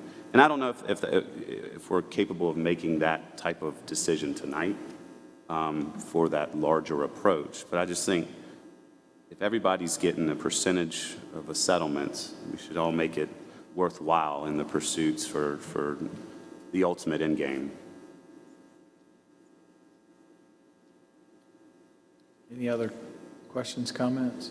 I just would like to echo what Mr. Brennan said, especially on the rapid shelter type programs, because we do tend to get, as we've talked about, we get 100% of the burden that we carry the cost on. And I do think it's absolutely worth us addressing Richland County, Lexington County, other municipalities here that are participating in this opioid settlement. That look, guys, if we're going to be tasked with addressing 100% of the problem, you got to participate in the cost. I think that's a great point. Well, I will add that in our next regional meeting, homelessness is part of that, but I think the opioid and the other makes a lot of sense. They definitely cross-pollinate, and it's a good way to tie everybody in. I think we'll add that to it. I did have a question, Dr. Bustles. I read, I think today or yesterday, that Walmart settled $3.1 billion opioid settlement. Do you know if that is going to get passed out to the different states where Walmarts are located, or is that an application process? I'm not sure. The money that right now is coming is from Purdue and Johnson & Johnson. So if that is the case, that would have been a separate lawsuit that we would found out more information about at our next meeting on December 8th. But I will report back to you. Thank you. Do we have a timeline that you'd like feedback from council on this, or we? I guess we could say by the end of this week, but that would probably be it, Mayor. Okay. Great. Thank you. And I would ask that any additional feedback come to me or Ms. Benjamin, preferably Ms. Benjamin, because she was actually making the notes and putting this together so that we can get it turned in a timely manner. Thank you. Yes, ma'am. Thank you. Thank you all so much. Do you all have all your copies now? I'm sorry if you didn't have them initially. Okay. So we'll ask for Missy to come back and address any questions regarding item 29, the Community Promotions Grant Program recommendations. Mr. Mayor, just before Ms. Kaufman do your part, Mr. Mayor, may I say a word? Yes, sir. I buy into the opioid tradition and what has taken place in our cities and in our nation relative to this very addictive, deadly drug. And I understand where we're going with the opioid, what we want to do with the opioid grant and that sort of thing. But there are other more deadly drugs out there. And I just spoke to the mayor. I just leaned over to him and just simply said, there's that fentanyl, there's marijuana now that is just as deadly, especially when it's combined with marijuana. So somewhere in this process, while I support this whole issue of opioids and what we're going to do with it, I also think that we ought to be mindful that there are some other drugs out there.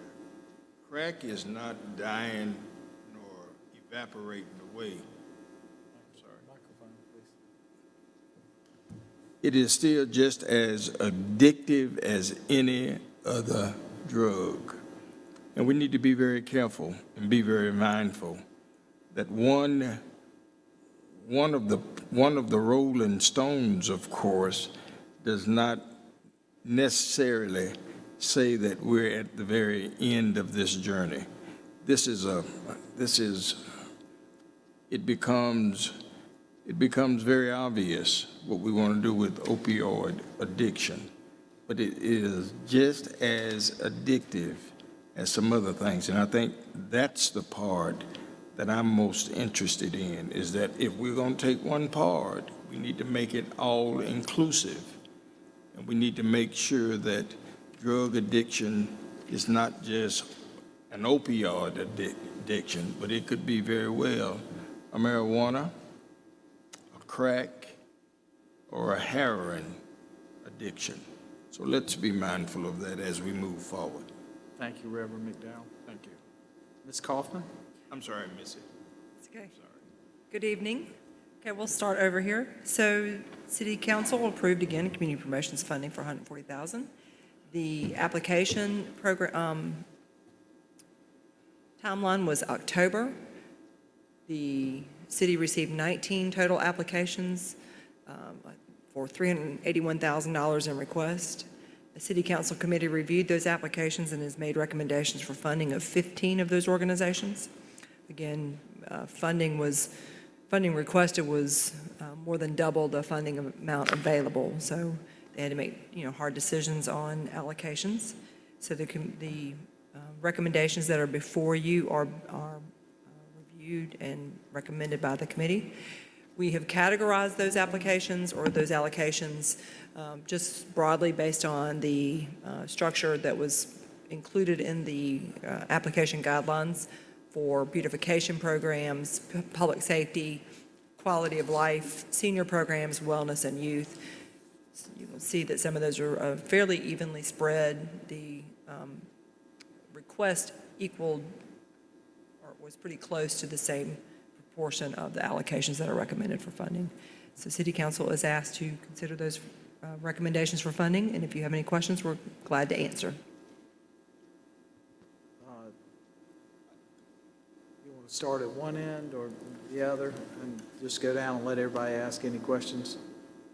I have to tell you, I'm a little bit concerned with the homeless dinners. Mr. Taylor, can you talk in the mic? Thank you. Thank you. A little concerned with the homeless dinner one. We are, I think, trying to reduce the number of feedings and centralize those things for volunteer efforts at the Rapid Housing Center, and I really have a little bit of an issue with that. Okay.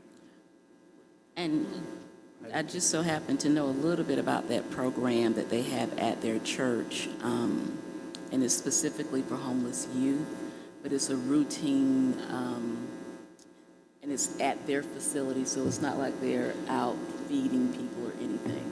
And I've been invited to some of them, but I haven't had a chance to go out there. But it's not like some of the issues that we've discussed. And I also don't know if we take youth at our facility. I think it's also broader use of homeless, not meaning unsheltered homeless, but homeless meaning not necessarily with a permanent residence. The question that I had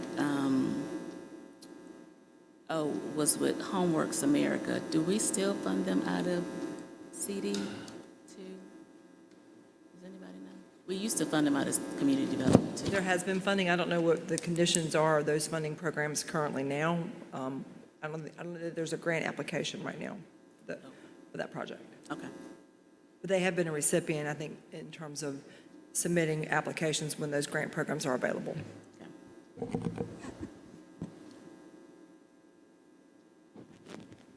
I think some of the same kind of questions I had around Homeworks, and if they are eligible for other funding, I'd like to free up those funds for organizations that are focused squarely on, beautification, placemaking, talent retention, engaging youth. And Mayor Rickaman and I had the opportunity to learn a little bit more about Crash Course Columbia, which gives young graduates and those that have recently moved to Columbia a really great understanding of all the things that the city has to offer. They have a 2-day intensive tour all around Columbia where they get hands-on experience with our companies and our restaurants. And so I'd like to actually see us increase that funding to $10,000.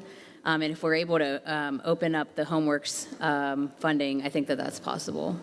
And then I had some of the same concerns, I think, about the safe space dinner, but also recognize that, to Councilwoman Herbert's point, that it is focused on youth.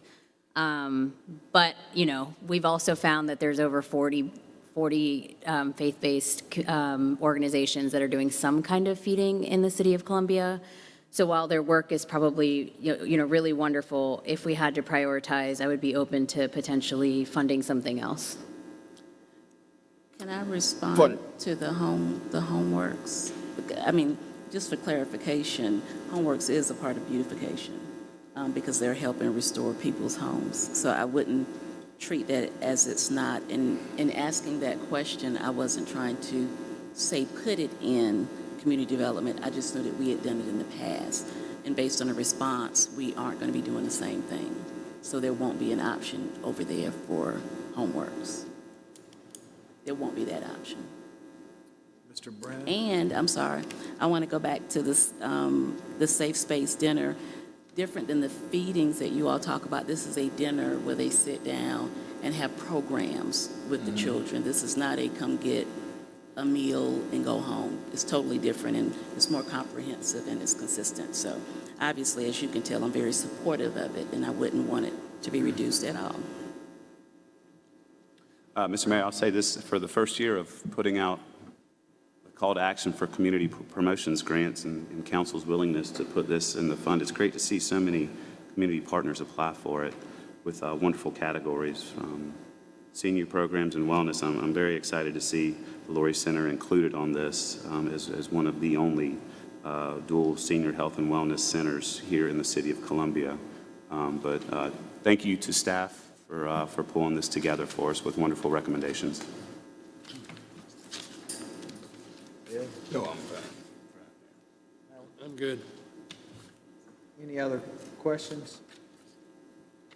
How would y'all like to proceed? Do y'all want to get some more information and have them come back to us at the next meeting with an updated recommendation, or would y'all like to move forward at this point? It sounds like there's some information needed to know a little bit more about what's happening on the CBDG. I think program information around, obviously, the programs at Safe Space, there seems to be questions there.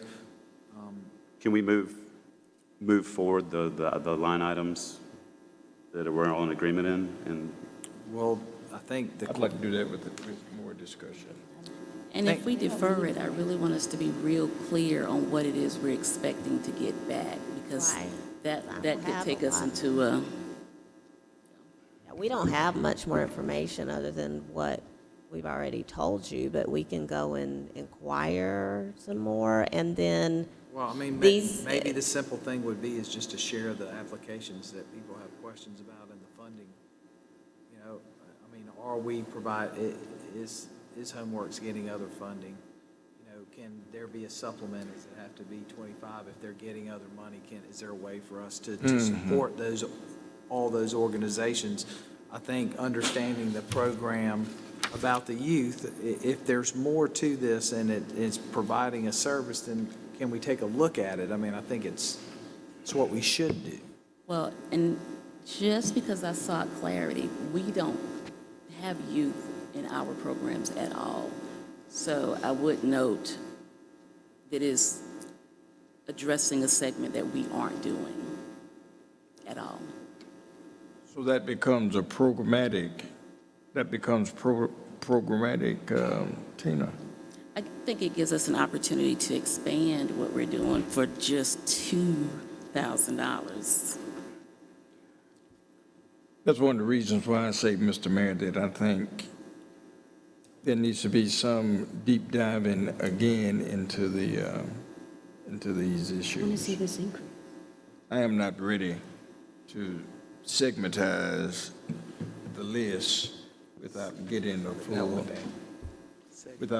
real good clarity-wise of the issues that are there.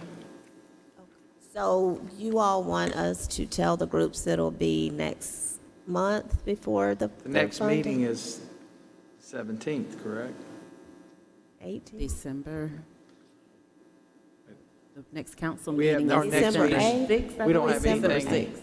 We don't have anything until the 5th, is that correct? December 6th. 6th. December 6th. Mr. Taylor, did you want to say something? I thought I saw your hand. Ms. Bustles? I just, I mean, I Russell, just like to excuse me. have more of like a work session type of environment to just kind of talk a little bit through it, but I think I'm fine. There was one organization I'd like to see an increase in funding for, but I don't know how we'd do that based on how things are allocated now. I'll just say for the record that I'm okay with staff's recommendations. Are they what I would personally want? Absolutely not. I would change some things. But for purposes of this process, I am okay with accepting the recommendations that have been presented. I'm okay with the staff's recommendation. Mr. Mayor, let me just make one comment. I Yeah. want to go back to this homeless situation. We've spent, I have a real issue with that. Again, the city of Columbia, not city council, has perfected the art of moving homeless people across our city back and forth all the time. One of my issues is having this at a location that's remote from all the other service providers too. With what we're spending, I just think on this particular type of grant program, we don't need to, we're at 100, Dr. Bustles, 100 homeless providers in Columbia today? 100 programs, not 100 providers, yeah. 100 programs? I mean, I have an issue with it. I understand you have an issue, but until you tell me that we're already addressing this segment, then I understand you have an issue, but until you can tell me that you're addressing this particular segment in the way that they're doing it, I don't see that it's duplicative. So- And I don't even know if we offer services to these youth. I mean, we're not a youth services program. Our rapid shelter is for 18 and above. So would y'all be amenable that we hold one Columbia Opportunity Resource Homeworks and Reformation until we get some more information and approve the others at this point? Why are we holding homeworks? And I'm not trying to be funny, but why are we holding that? Because I want to confirm about the funding to make sure that we do it. So, Because there are Homework. questions there. Those are the three that we have questions, so let's do all three that we have questions on. right, Which- but as which we of were those three discussing homeworks earlier, make sure the staff knows what you're looking for. Homeworks, Columbia Opportunity Resource, and Homeworks 15. isn't funded through community development. They haven't gotten funding since 2017. Are they eligible for that funding? Depends on when there's a grant. Yeah. It depends Yeah, on when we- there's grants right. available. when they've There's a offered notice grant. of funds availability, and they applied for it if they were eligible, but they haven't been funded through any of those programs since 2017.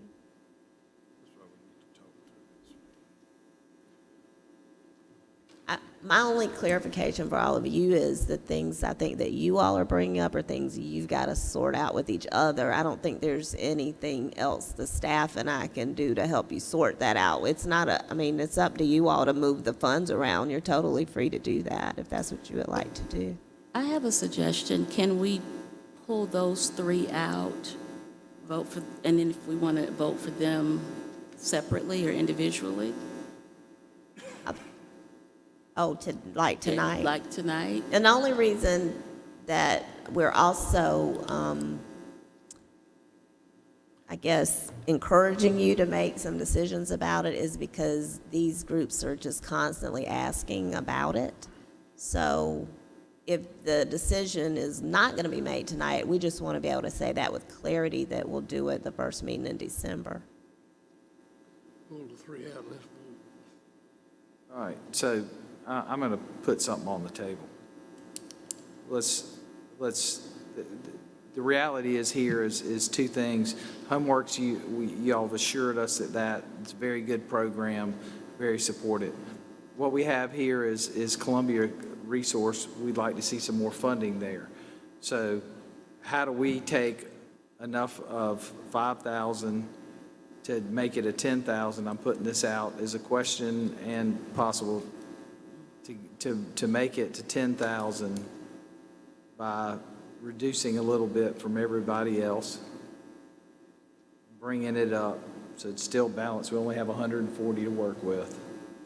And then, because I don't think there's a big disagreement there, we hold 15, or it says 15 on here, the Lutheran program, and vote for it separate. Is that a possibility? Can we bring that to a compromise? Does that work for everybody? Let staff figure out how to adjust the others? I've got a question, Mr. Mayor. Is Columbia Opportunity Resource one of our, and actually Councilman Chairman Taylor can probably answer this from our last committee, are they a economic development partner with the City of Columbia Economic Development? They're not? Okay, thank you. They have received funding from the city in the past for different programs. They were started by Mayor Rickaman and Councilwoman Tamika Isaac Devine. The program is part of us retaining that talent. I think we need to put some more money in it. I'm gonna be honest about it. I think it needs to happen.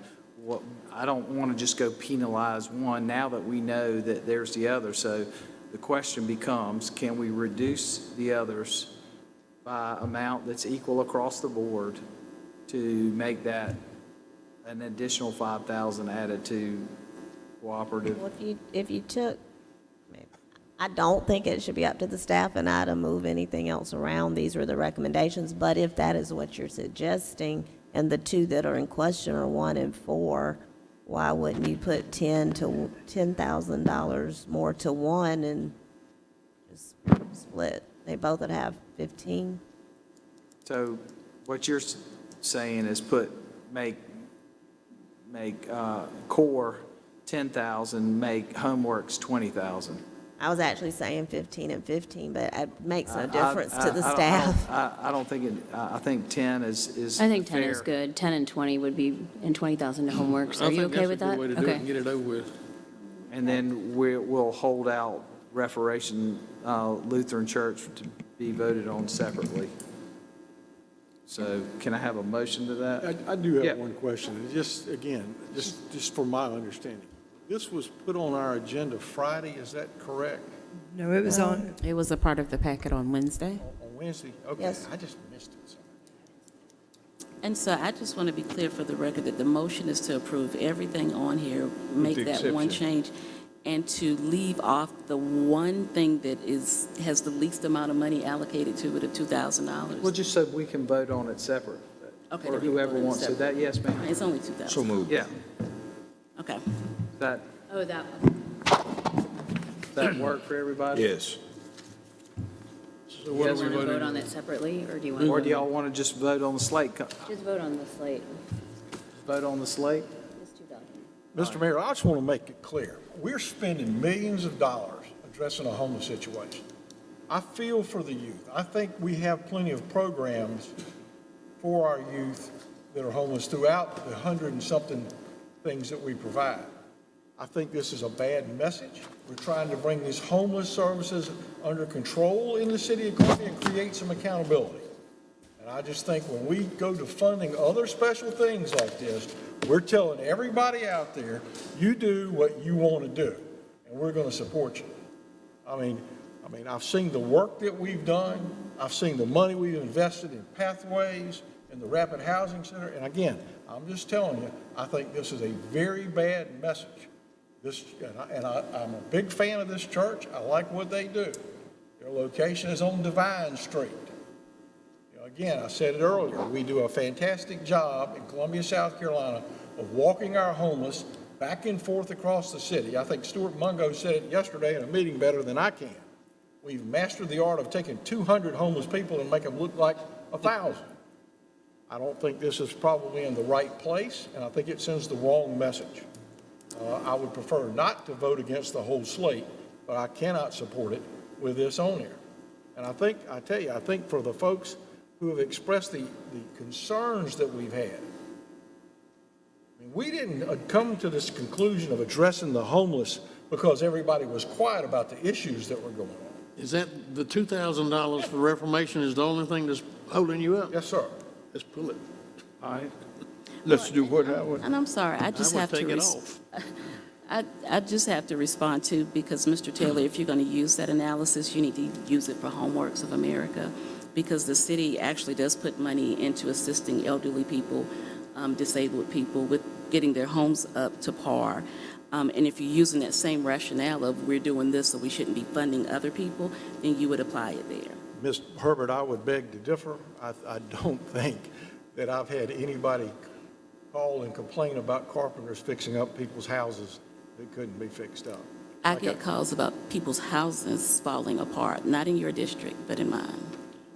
Mr. Mayor, may I propose we take the $2,000 from Reformation Lutheran Church, move it to Columbia Opportunity Resources, make that $7,000, and leave Homeworks as it is. Homeworks is a good program.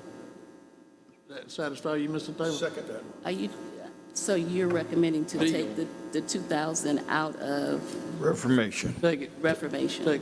and move it up to Opportunity Resources and leave Homeworks out of it, the 25,000. Okay, I'm totally against that, but I just want to make sure that's what you're saying. So did you make a motion? I make the motion that we move the $2,000 that was for Reformation Lutheran up to Columbia Opportunity Resources, make that $7,000. They A already- motion and a second. So you're Discussion. not doing the 10 and 20?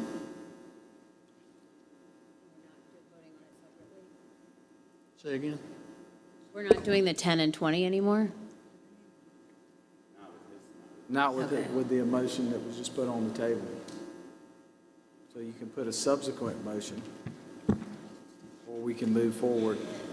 We didn't record a second of the first motion. Joe, Or- Councilman Taylor. He's making a second to Mr. Duval's Yeah, motion. he made a second. When Mr. McDowell moved the first motion, I didn't record a second. The first motion, I think, was I thought that was Mr. Duval said he was going to make a motion. He didn't make a motion. That's what Mr. That's correct. Reverend didn't have a motion? McDowell seconded something that hadn't been made yet. So. But there was a second one went to question, though. The question is moving the 2,000 up to Columbia Opportunity Resources and voting on the slate. And just as a point of order, so we didn't decide or have a first, a motion and a second on moving Columbia Resource, Columbia We just were discussing it. It was We just never made a discussion, motion. Yes, no. ma'am. I'll make a subsequent motion to take 5,000 from Homeworks and put it to Columbia Opportunity Resource, giving it 10,000 total, and vote on Reformation Lutheran separately. Second. Is there a So I second? just did. Where are you moving your 5,000 to? Columbia Opportunity Resource from Homeworks. You're taking that from. And I'm taking, and I'm remove. No, I'm just asking to vote on it separately. And there's a Well, we second. got a motion on the floor and a second, and now we have a subsequent motion. Is there a second to the subsequent motion, or does it fail? It was seconded by second. Ms. Herbert. I seconded the motion. All right, so we need to vote on the first one. I mean, the second, The most subsequent recent motion. one. that second motion is to move 5,000 to community resource and remove Reformation Lutheran from the slate. Take them Correct. as a separate Voted motion. You got separately. 2,000 extra in there. So that's the motion on the floor. So, Mr. Mayor, so your subsequent motion has become, Well, we got to vote on it first. yeah, so- what I'm asking is that your subsequent motion has become your main motion, Yes, sir. right? Yes, sir. What I'm hearing? Yep. All right. Ready? And to restate the subsequent motion again? The motion is to move $5,000 from Community Opportunity Resource from from Homeworks to CORE, and to remove Reformation Lutheran line item for consideration as a separate motion. So you got, we're going to have $2,000 left over. No, that line item, It's just going to be So I'm voted getting on ready to make separately. another substitute motion Oh, goodness. It's going to be another. to move the 5,000 as she did and move the 2,000 from Reformation to core as well. So do we have a Well, first second we for got to that vote on what we had. subsequent motion? Is there a second? I'll second that. All right, so there's a second. And So what was- now the question is. So it's 12,000 to core and 20,000. So we have a motion Can you and a restate, second. I'm sorry, can you restate the most recent motion again? Most recent. Most recent is to move 5,000 from Homeworks to Core, move 2,000 from Reformation to Core, making it 12. Homeworks at 20, removing Reformational Lutheran Church from the funding in this cycle. Did I say that correctly? Correct. Well, it's Do we have not a this motion? cycle, this is all we have. just to be Call for clear. the question. Madam Clerk? Point of order. Are you calling the question? Are you calling, On the third subsequent motion. that's correct. Are you calling the question the motion as is of the original subsequent motion? The most recent motion. The lawyer talk. I did Mayor a Johnson. layman's term is the most recent So motion. your subsequent motion is now your main motion, is that correct? That is correct. Your main motion has become your subsequent motion. Your third subsequent motion has become your main motion. So Well, what if I remove my motion and let Mr. Taylor's motion be made that would clean? be, that would be the easier thing because you would have to vote on each one of the subsequent Then- motions. Not if the first one passes. Not if the first one passes, If the so. first one passes, The you first don't one have to didn't go back. pass. No, the one that we're voting on now, if it passes, we don't have to go back to the previous motions. Well, if that's the case, then the third time around, that's your main motion. That's what Yeah, we're saying. that's what we're saying. So Howard, what you just, Hold on, Madam Clerk. I think. you Yes, want- sir. We can't have three motions on the table. That's We correct. had a main motion and a subsequent Two motion. subsequent. We need to dispose of the subsequent motion I before withdraw another my motion you're can be made. exactly right. Now, if there's a withdrawal on either party, Howard withdrew his, Dr. Bustles withdrew hers, we're right at the point of a main motion. Is that correct? If they do that, yes, sir. That's close enough for government work. And they would have to say, the I record just said has to it, show. yeah. I'm sorry. Go ahead. I just withdrew my motion. Okay. All right, motion withdrawn. Mr. Duval? I would withdraw my motion. So the motion, well, this is about as hard as fixing one of our water leaks. Good So grief. we have a motion remaining to move the $5,000 from Homeworks to Core and move $2,000 from Reformation Lutheran to Core. That would be the motion left for Main me. motion, main motion. Correct. Yes, sir. It's the Yes, only ma'am. motion. Madam Clerk, The only read the motion. road. Thank the roll. you. Mr. Taylor? Henry. Ms. Herbert? No. Dr. Bustles? Aye.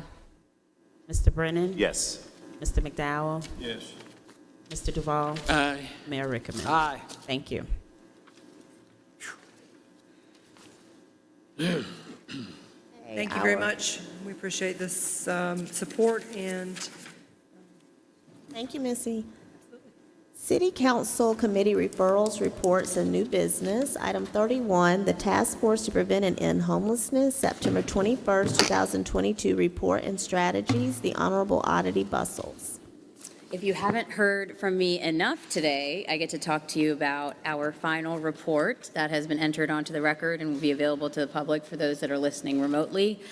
This is months of hard work that this council all collectively put in to create, and most importantly, it's months of hard work from our task force that had lots of diverse perspectives, meaningful perspectives that led to a list of strategies, both short-term and long-term, that can hopefully address homelessness in a meaningful way.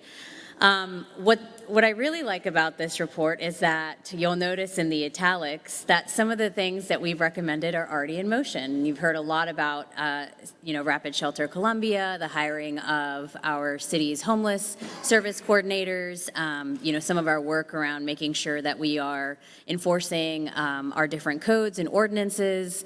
And so I hope that more of these items over the next several months, years, continue to be crossed off the list. But if there are any questions, I'm happy to take them. But thank you to the task force. Thank you to my colleagues, Councilman Brennan and Councilman McDowell, as well as the mayor for helping make this possible.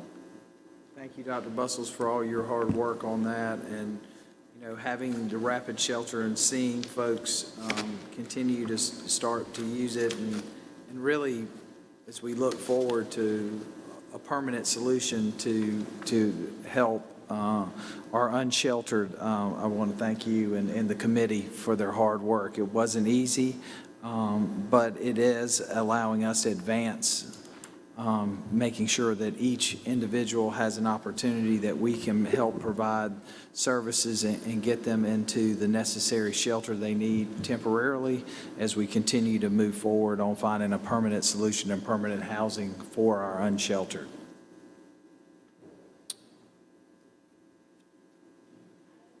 '32 Economic and Community Development Committee, November 8th, 2022 report, the Honorable Joe E. Taylor, Jr. Thank you, Ms. Wilson. Just a quick report. It's now officially, I think, just the Economic Development Committee, so we didn't address any community development stuff yet, as I believe there'll be a committee created for that.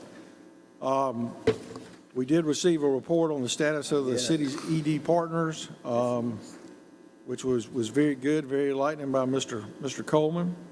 We began the discussion of a 5-year city-owned real estate plan of how we can take what I consider some non-performing real estate assets, that's blank pieces of property that are just holding the earth together, not paying taxes, and frankly not contributing to the vitality of neighborhoods or commercial districts, and looking at our properties and looking at it over a 5-year window of where we want to be 5 years from now and how we get these into the market, and frankly, in some cases, what buildings we may want to see built. I mean, and things we may want to go ahead and move to the market, like 2221 Divine Street and other city buildings.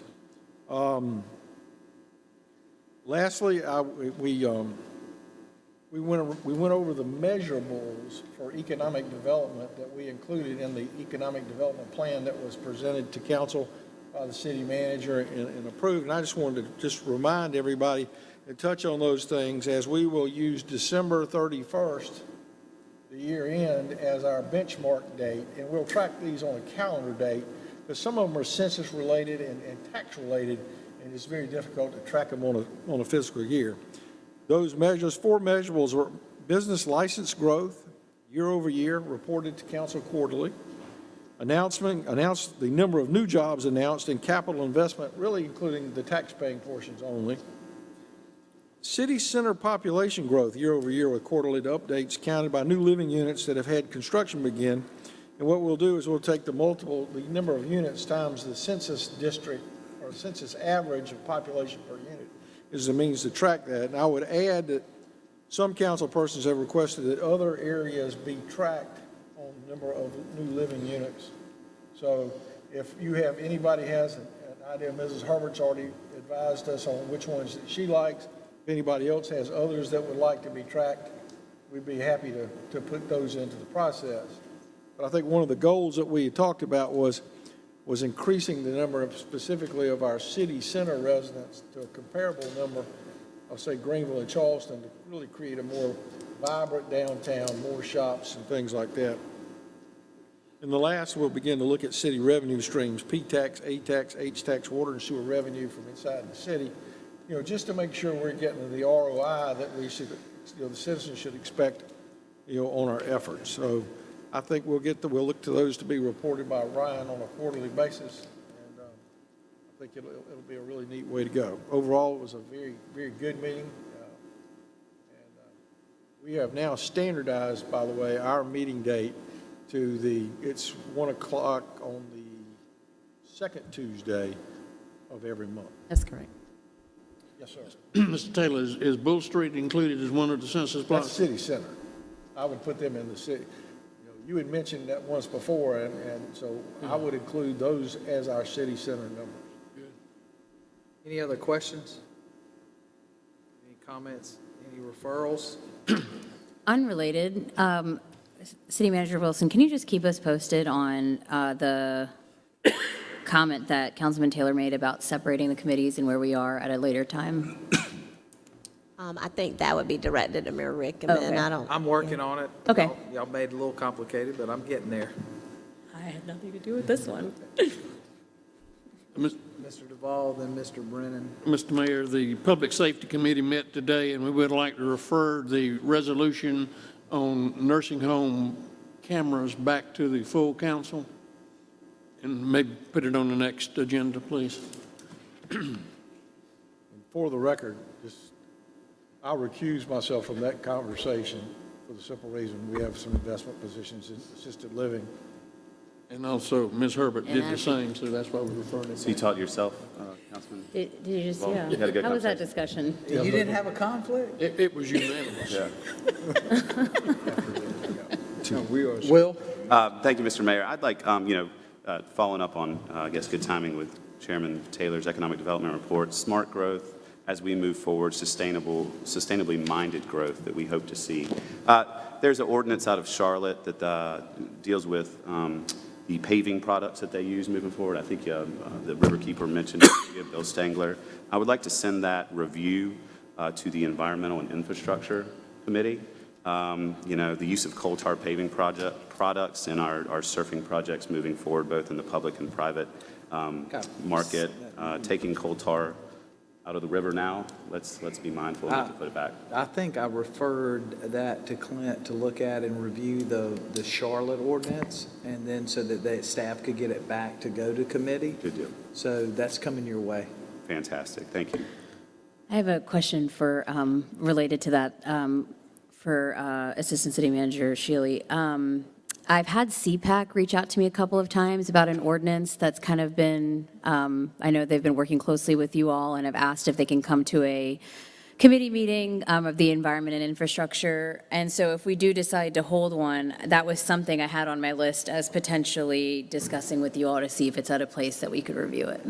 Yes, ma'am, and Chairman Bob Petrulius and I spoke also, and he would like, and the manager and I chatted about this, he would like to address the entire council in work session if possible, and I think y'all had talked about that. But Yep.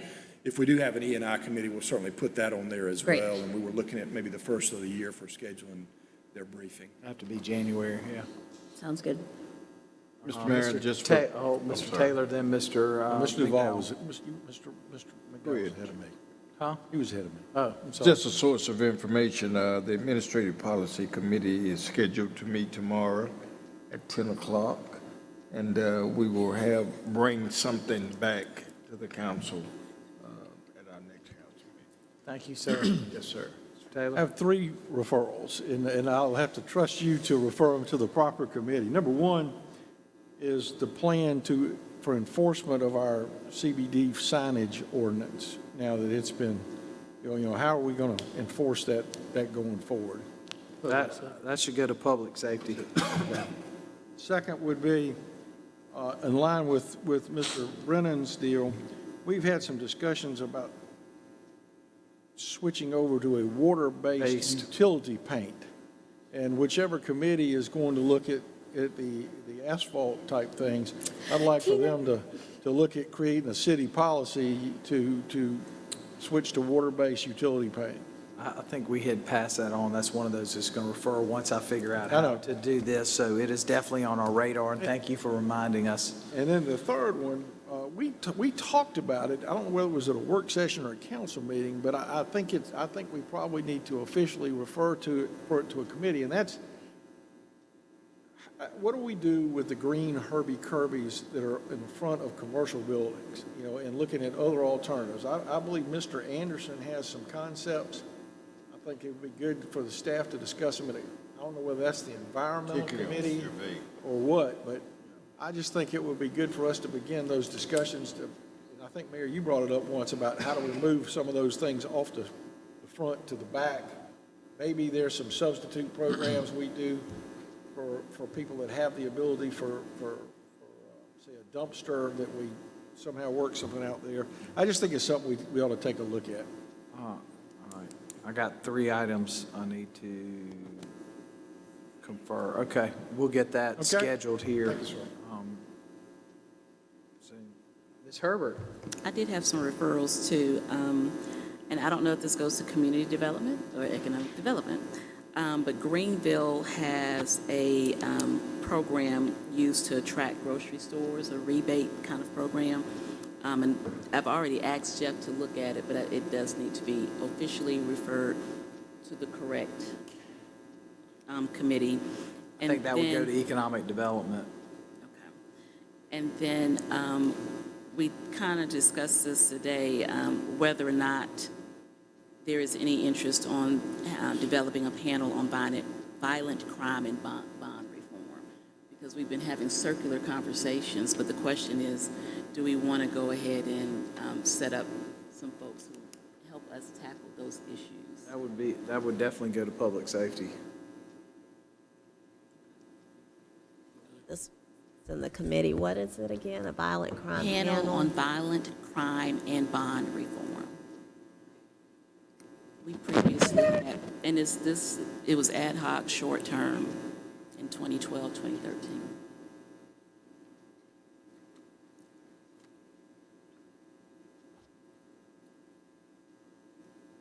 Any others?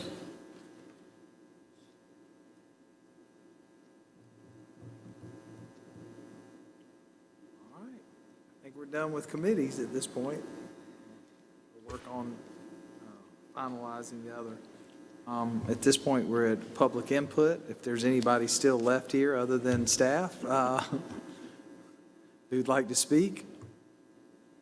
Seeing none, hearing none, Mr. Duval, I'll entertain a motion. Mr. Mayor, I make a motion, we go into executive session for receipt of legal advice related to a pending, threatened, or potential claim, SC Code 30-4-70A2, Davis versus City. Discussion of matters related to the proposed location, expansion, or provision of services, encouraging location or expansion of industries or other businesses in the area served by the public body pursuant to 30-4-70A5, 2222 Main View Apartments. Discussion of negotiations and proposed contractual arrangements pursuant to SC Code 30-4-70A2, Executive Management and Leasing, Inc. Second. Motion and a second. Any discussion? Mr. Mayor, since our spectators and the audience is part, can we just do it right here? Yeah, can we? Can we go in Let's do that it conference back room? We have a few slides for one of the items, so it'd be best to go downstairs, but we have it prepped. But if you want to stay up here, we need to. We can go down. Madam Clerk, can you read the roll? Yes. Mr. Taylor. Aye. Ms. Herbert. Aye. Dr. Bustles. Mr. Brennan. Yes. Mr. McDowell. Yes. Mr. Duval. Aye. Mayor Rickaman. Aye. Thank you all.